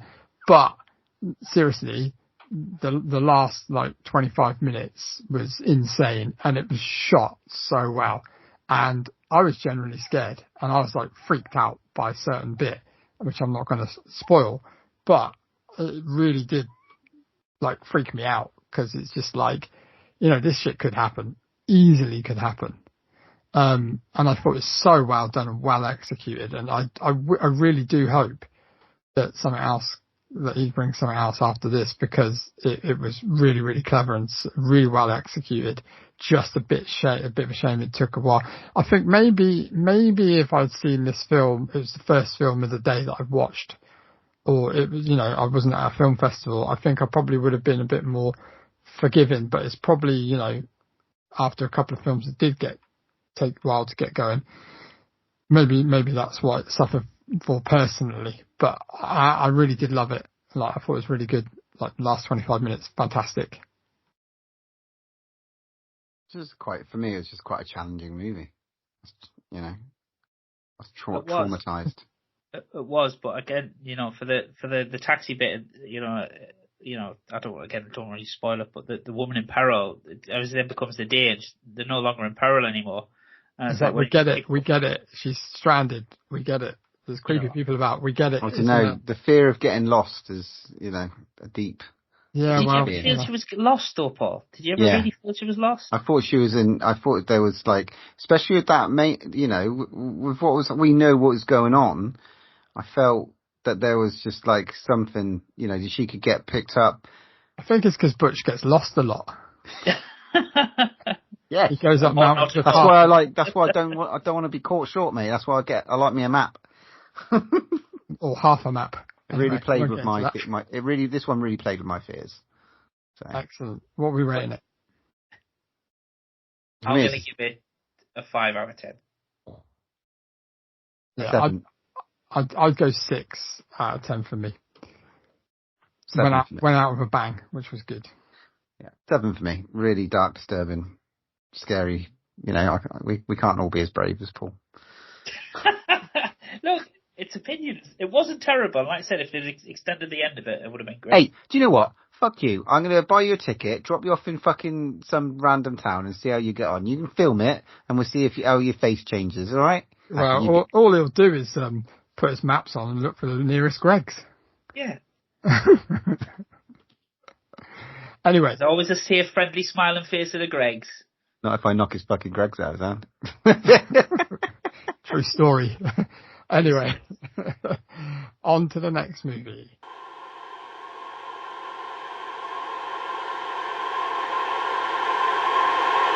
We are on to the Monday morning, and we started the day off with a film called The Dead Thing, A young woman lost in a series of meaningless connections falls in love with a charismatic and sensitive man who hides a dark secret that turns her affair into a dangerous obsession. So this one is from director Alric Kane. You may know him from the Shockwaves podcast. He's got his own podcast called the Pure Cinema Podcast, which is very good. I'd go and seek it out if I were you. This is his first feature film, and it stars the lead actor, which is Blue Hunt. You may know her from New Mutants. I thought she was really, really good in this movie. So essentially, it's a film about a woman who's just trying to find a connection with somebody. She's on a dating app. What was the dating app called? Can you remember, guys? Flickr? Fixer. Fixer. That was it. So Flickr. it's like, obviously, like all these dating apps you see, and she's, going on various dates with people, but just can't find a connection. And then she finds a connection with a dreamboat. Wasn't he just? Yeah. And, so, the start of this movie depicts, I think, dating apps quite well. I mean, it's just like, it's obviously she's going through this normal, mundane life. Work's boring, life's boring. She just wants to find somebody who she has a connection with. And I thought it did that really, really well. It's all shot on location in LA, and I think it portrayed LA quite well with how it was shot. And the story progresses from there, but there's something not quite right when the perfect man she meets doesn't get in contact with her, so she gets ghosted by him. What do you think, guys? I'm struggling with this one, guys. I think I struggled with it when I watched it. It felt to me, I think I said this to you, and I've reflected on it, and I still think it felt like a bit of an average Black Mirror episode. Now, that can be a compliment as well, to be fair, but it felt like a Black Mirror episode. It was very inspired by that type of sort of technology crossing over with sort of horror or supernatural bits. There were fantastic performances in this, yeah, and like I said, mate, stylistically, and for a podcaster to make a film like this is a leap, you know what I mean? It's very good. First feature film as well. Yeah, I mean, in fairness, fair enough. Again, you talk about pacing issues and stuff like that. I felt it went on a bit to get to where it needed to get. Now, maybe that's designed to, you're in a humdrum life and it's just going over and over and over and over and over again, but I just felt like I was in that cycle a bit. And her performance was great. I'm not sure where the other ones were. Or the lead. I thought that he was a bit one-dimensional, but anyway. Butch? Yeah, I've been reflecting on this one. I have as well. It's really weird you say that. I really did. I've been thinking and over, and I kind of like it. I know. I looked at me letterbox now. I've got a 4 on that, like 2 star, and I'm like. She was like, on reflection, she was great, and it was like this really erotic sort of ghost movie. I wasn't afraid of that as well, which I quite liked. No, it wasn't, and a lot of movies don't really get the goods at. Yeah. It wasn't gratuitous though. That's the thing. It was done well, I thought. No, there's a scaredness to go there at the moment. And this sort of just explored it, and it was really interesting because she was so good, and her supporting cast was not. Like, there was definitely a complete divergent between that sort of main actress and everyone else around her, and it had a really clear end point for me, and it didn't end there, which was a shame, but. I don't know. I have been reflecting on it. There needs to be some cutting for this. 100%. To make it a sort of a better flowing movie. And if they did it, they could do this again with recast it in a few different ways. And I think there's a real strong story to be told. But obviously, the director even told us that. He wanted to tell it this way, but it easily could be picked up by A24 and go down this sort of like teen horror movie route, but it would be told different. not A24, Blumhouse or something like that. It could be, and maybe then it would be completely middle of the road and maybe wouldn't give us much food for thought. I don't know, but there's definitely there's something here for inspiration for something. I don't know why, but I like the more I came out of it, the more I was thinking about it, and the more I kind of for some reason it just stuck in my brain. And you're right, it does. I think it just needs slimming down for me, and I think it would have just been a bit better if it was like that. But for me, I would give it a 6 out of 10. Well, I'm going to give it one more. I'm going to give it a 5 for what I put on Letterboxd, because I have been contemplating it, and there is something there. There's enough there for another story to be told in a different way, and to sort of lift it. So yeah, I think a 5 for me. I'm going to give it a 5 as well, lads. I was just going to say there was a couple of added bits that were towards the end sort of presented to us about the stuff that this guy could do, which I would have preferred to have seen earlier in the film, because I thought that would have definitely been a real horror slant to stuff. So yeah, I kind of think that's where my pacing issue with it. Spent a lot of loaded the film at the start and getting to know her and stuff, whereas you could have sort of pushed it back a bit and maybe more of the supernatural elements. But yeah, so 5 out of 10.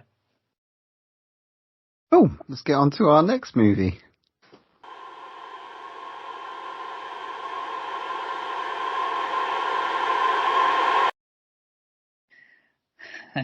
Okay, so the next film, we were treated to a desert. Or a dessert, as we kept calling it. So it was a desert. Quick synopsis there. A photographer's road trip takes a dark turn when he befriends a reckless couple, plunging him into a nightmarish neo-noir spiral of unpredictable horror. So this was starring David Yao, Kai Lennox, Sarah Lind, directed by Joshua Erkman. And yeah, so it basically centers around a photographer called Alex, who is on a sort of road trip to discover himself and take photos in backwater America. And he meets a couple of hillbilly rednecks at a motel, and shit happens. Yeah, guys, what do you think? Interested on this one? A Desert. I don't like the name of the film. It needs to be changed. I really think they could come up with a better name, because I just don't think the title of the film gives it enough what it deserves, because I really enjoyed this, because it was like a very film noir in places. There was bits in it that made me feel uneasy. There was a guy that played a right arsehole that was a fantastic actor. Forgive me, I don't know his name. Zachary Ray Sherman. Yeah, thought he was absolutely brilliant, and the lady that played his sister was really good as well. Give me real like True Romance vibes.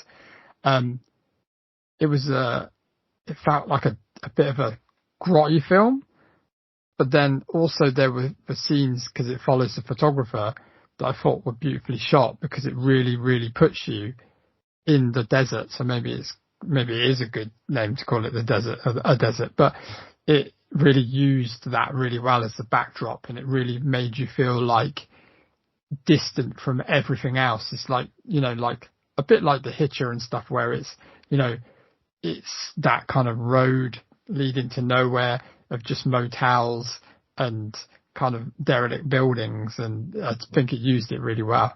And I thoroughly enjoyed this one, really did. Butch? I sort of like a neo-noir delve into someone trying to recapture past times and the journey into dark underbelly of backwards America. Told with a guy, told with a guy basically carrying a fucking, I don't know what you call them. It's like it's the camera with a tripod and like the film, old school photography. Well, I don't know. There's a lot of just Californication in it for me. I sort of like got that sort of vibe, the David Duchovny with Brad Pitt and Juliette Lewis sort of vibe, terrorizing, these sort of. This is a sort of almost the Candyland of this festival. Almost. Not as quite grimy. Almost. Not as it was, dirty. yeah, there was some pretty grimy moments in this one. But they could have gone further for me. So and I didn't believe that he would get involved in any way with the couple. That's one thing. I didn't believe that his character would sort of go and spend the night with these two degenerates. So I thought he was too involved in what he was doing. He had a lot of moonshine, mate. Yeah, but I didn't even think he would let him in. Well, I mean, I never thought I'd spend a full 5 days with you two degenerates, so. Well, guys, no surprise here. I fucking loved this. I thought it was great. I really, really enjoyed it. I thought it was stylistically shot. I thought it was acted really, really well. I love a film with a bit of a gut punch in it, which this certainly has. Yeah, really got on board with this. Really, really did. I agree with you. The title's a bit of a weird one because you do just automatically say a dessert. But yeah, I really, really liked it. Really, really did. Got on board with it. So I'm gonna give it an 8 out of 10. I agree. I'd give it 8 out of 10 as well. That's a 5 for me.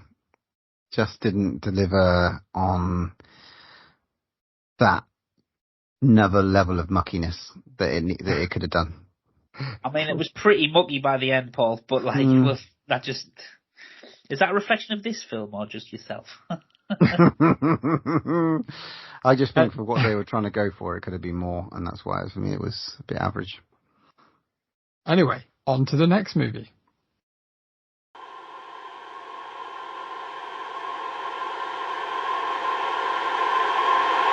Okay, so the next film we got to see was Ladybug. So a young artist is stalked at his remote cabin by a killer who murdered his supernatural guest.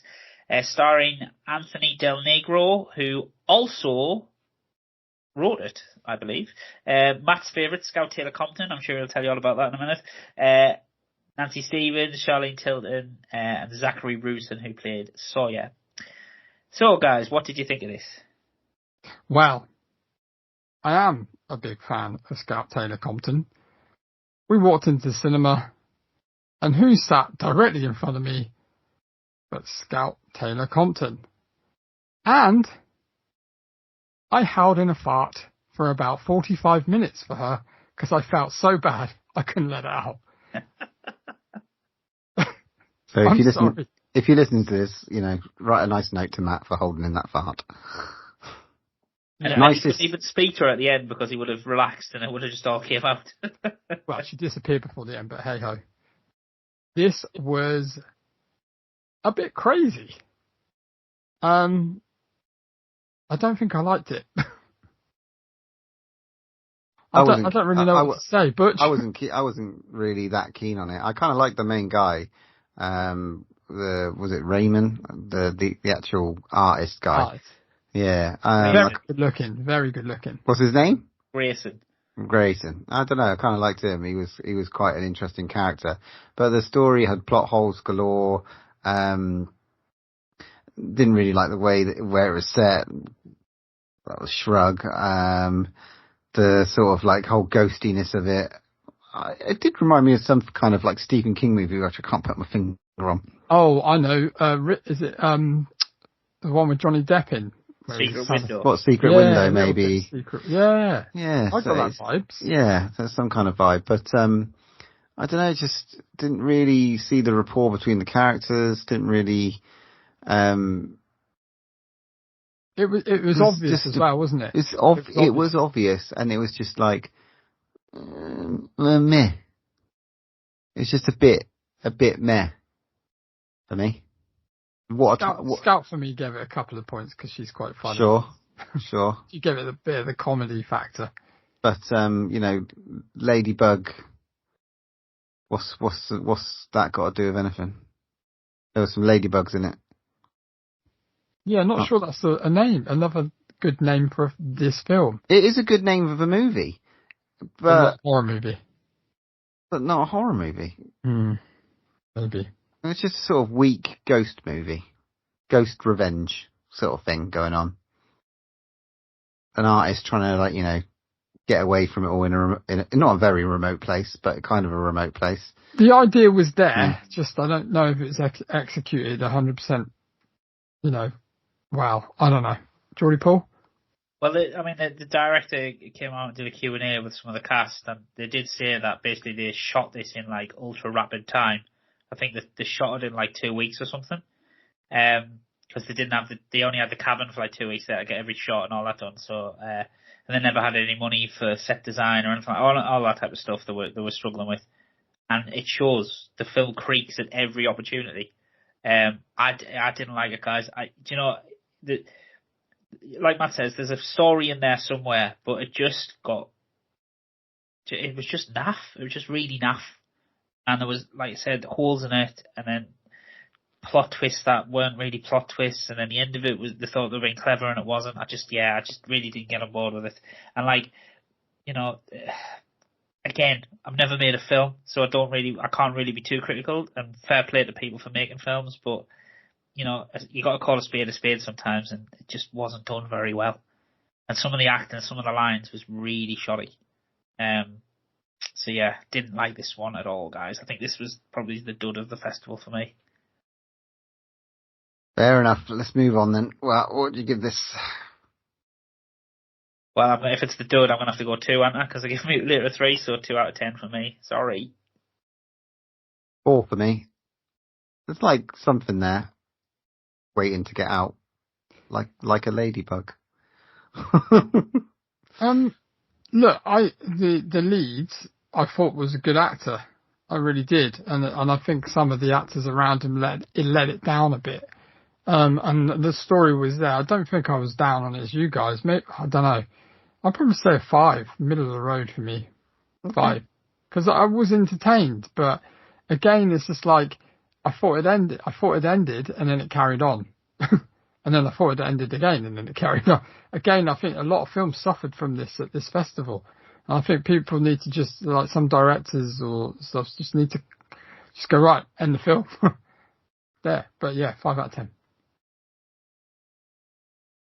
On to our next film that we went over to Discovery for.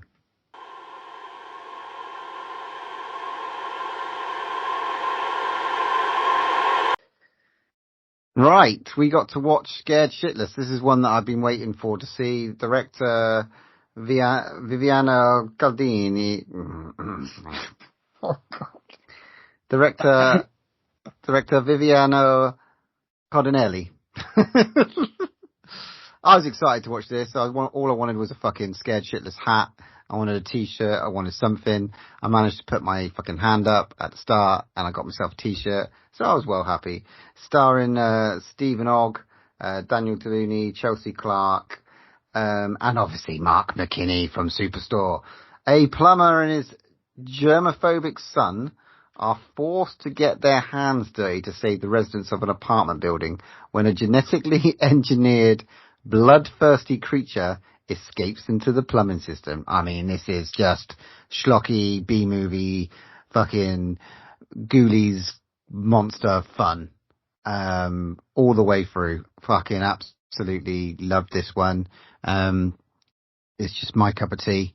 I could watch it's like nods to Critters and every sort of like weird, puppet monster movie that you sort of got in the 80s. He's clearly a fan of it. He said it at the start, and this is his movie to be able to sort of create his own little stamp in that genre. And for me, it worked on every level. Stephen Ogg was great, and there was maybe a few characters that were those struggles, but Chelsea Clark was fucking fantastic. She sort of held her own. Yeah, not a bad little one, and there's some great deaths in it. Deaths of the festival, and as you'd expect in this movie.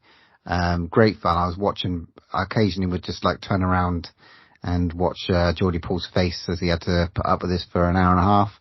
That just made it for me even more. So yeah, Matt, what do you think of this, Ben? Yeah, it just is a real good fun movie. Like you said, the guy came out, just wanted to make he loved these sort of movies when he was a kid. There's loads of nods to movies in there, a particular death that I'm not going to talk about. But, yeah, it's just good fun. I thought it was going to be funnier. than it was. However, you know, it was a good little movie. I could have seen me as a kid renting this off the shelf and loving it, like absolutely loving it. It may appeal to younger people as well, a lot more. But it was fun, and it was good, and I enjoyed it. And it was not too long. You know, it wasn't serious. It was just a fun ride for me, and I enjoyed it. Enjoyed it, Paul? I agree. So yeah, I was entertained watching Butch turn his head at a few moments to see what my reaction was. I think I did a couple of comedy eye rolls, didn't I, Butch? But Matt says, I thought it was going to be a bit more balls to the wall, but I don't know if that's because I enjoyed Invisible Raptor Remembers Club too much. I thought I was expecting that kind of like level of laugh.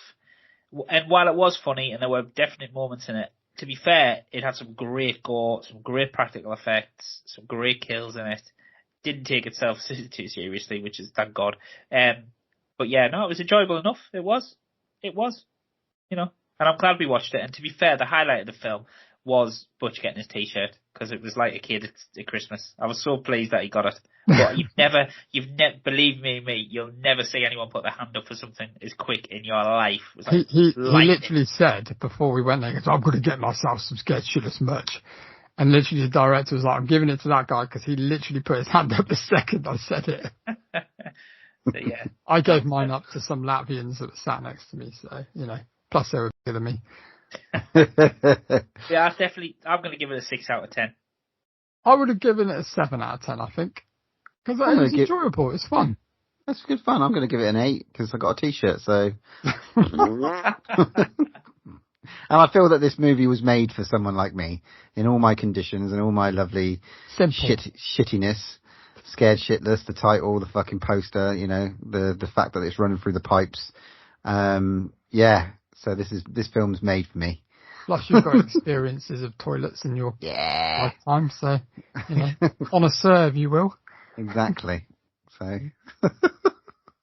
yeah, used plenty whilst I was in London, so there we go. Nothing come and bit me in the arse though, so that was good. So you went home with Geordie Paul at the end of the night.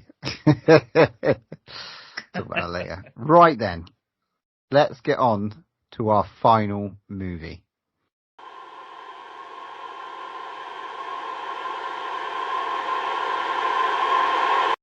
So, we all went into the main screen in the Odeon, sat down, and got ready for The Substance. A fading celebrity decides to use a black market drug, a cell-replicating substance that temporarily creates a younger, better version of herself. This is written and directed by Coralie Fajard. Obviously, we know her from Revenge, that we are massive fans of, which we thought was great. This is starring Demi Moore as Elizabeth Sparks, Margaret Qualley as Sue, and Dennis Quaid as Harvey. So this is only Coralie's second movie, I must add. Wow, what a treat. What an absolute banger of an end of a movie. Out and out. Best movie of Frightfest for me. I'm going to say it. I just think when you think everything has been done and you don't think somebody else could find something that was interesting that kept me entertained. I mean, how long was this movie? 2 hours and 20 minutes, as I told you many times over the weekend. Paul, Butch moaned about this and he was like, oh, it better be good as the last movie, blah, blah, blah. And to be fair, they put it on quite early this time, which was great. I think that helped a lot as well. But what a visual treat. What a visual treat. I mean, everything. I just love this movie. Everything of it. The acting, the storyline, the subject matter, the way it's just wacky. It was just, apparently it got standing ovations at Cannes. I can understand why. I mean, I wanted to give it a standing ovation by the end. So enough of me waffling on. I loved it. Over to you guys. Yeah, all right then. I mean, for me, this was a brash look at the horrors of trying to stay young and relevant in an industry that demands it. And Demi Moore's character, Lisa Sparkles, has been through the industry and is being shut out of the other side and will do anything to recapture that. So fucking surprising. So many things were surprising. I know that we knew going in that it had this standing ovation at Cannes. So we also knew that there was this body horror element to it, because we've been told that. So that's sort of the two sort of level of expectations. But what I got was just, it was mind blowing. No spoilers here. You need to go in, learn as little as possible. Margot Qualley is just absolutely stunning absolutely stunning in this. Demi Moore is just incredible. I mean, you know, watching her in Ghost all those years ago and stuff like that, and obviously having an amazing career. She hasn't done a massive amount recently. She's been involved in sort of helping Bruce, you know, and caring for, but this is a sort of like, could easily be the sort of springboard into something more, you know, revitalizing her career. A movie like this. I never thought I would see her in a movie like this. Yeah, it's just, you know, the director said herself that she could not believe that she was so lucky, and she thought sending her the script and it would almost get like not laughed at out of the room, but kind of like did not expect to get Demi Moore. But whoever pushed her to do this and pushed her to do that casting and try and get her for this role really deserves a fucking round of applause, because this was just you've never seen anyone in this type of role before. It's nuts. What a roller coaster. Absolutely loved it. Want to see it again. Really, really want to see it again now. And I fucking moaned and I moaned and I moaned about the running time, because I will. Anything over fucking 2 hours for a horror movie is just too much. I mean, it is too much for me. And I'd moaned when we watched Midsummer, and I fucking love that. So maybe I just need to shut my mouth. Oh my god, it's taken 163 episodes. Yep. Go on, Geordie Paul, take us home. Oh, well, I mean, I think you've said it all. Incredible. Just incredible filmmaking. Bold, brash, beautiful, scary, quirky, grotesque. Everything that a kind of Hollywood is, I suppose. Unbelievable. Just incredible. I kind of, yeah. And without spoiling it, you can't really... It's really hard, isn't it? You've just got to go and see this and appreciate it for what it is. If you are a fan of any type of body horror film, right? If you love Cronenberg, go and do it. Because I said this to a couple of people, and I'm pretty confident in it. She kind of out Cronenberg's Cronenberg, which is fucking a mental statement, but I think it's actually true. It's incredible. It's so good. But the build-up and the performances are incredible. Like Dennis Quaid smashes out the park. Unbelievable. Demi Moore, unbelievable. Margot Qualley, unbelievable. Oh, it's just so good. It's so good. And like you said, the runtime, it didn't fail. You know, we watched half the time films that felt like triple the time of this. It was brilliant. It was so good. But how come, you know, she wrote and directed this? It's just like to come up with that idea plucked up. I mean, they've given her all, you know, obviously the budget was huge on this compared to Revenge. I mean, Revenge is probably one of my all-time favourite movies. You know, it's just brilliant. I will watch anything she makes. I'm like one of the number one fans, and I will champion her all the way because I just think her writing's brilliant. You know, the casting was correct. The storyline just kept you on tender hooks, just watching. It just does such a good. The pace is just fantastic. The color, the use of the color palette is like what she used in Revenge. She's just lifted it up and brought it in here and done her own thing. And it's so good that she's just standing on her own 2 feet. She's done it all and she's just smashed it. Absolutely smashed it. I know this is going to be in my top 5 of the year. 100%. It's just refreshing to see something so different. And so dark and twisted and Lots of it is a masterpiece, really, in filmmaking. And she won the Palme d'Or in screenplay, and it really does take you on that sort of. It's such a interesting look at what it takes to be relevant in that sort of celebrity world, and the lengths that you will go to sort of carry that on and stay relevant, stay young. And hopefully the Academy recognises it and it gets some Oscar noms, because it deserves it. Now, we all know how horror films go down at the Oscars, but I don't know, this one might have a chance. Fingers crossed. But it just like, when it comes out, I just go and see it. I know we're bigging up massively, maybe we're overhyping it, but I mean, for all three of us to completely stone cold agreed on all of it, and the fact the crowd went mental at the end. Like, I felt like standing up and I stood up and clapped, but it was just an absolute treat. Stand up and ran to the train. Yeah, it was just, what an end. Talk about go out with a bang. Just perfect ending to my Frightfest 2024. Yeah. Awesome. Well, that was fun. That was really fun talking through those movies again. Yeah, thanks to everybody who we hooked up with as well. We spent a lot of time with Will Hygo from the group, which comes out soon on streaming services on the 2nd of September, I believe. We hung out with Babs, obviously.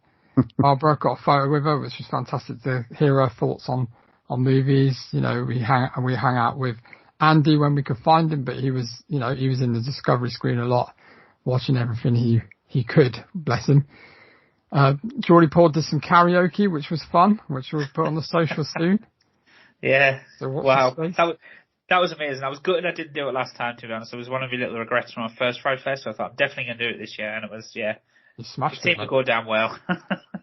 There was some great, we did a bit of schmoozing, we did a bit. We spoke to some directors, some actresses, actress from Survived. Obviously Buddy Cooper was a great moment. The producer from Scared Shitless.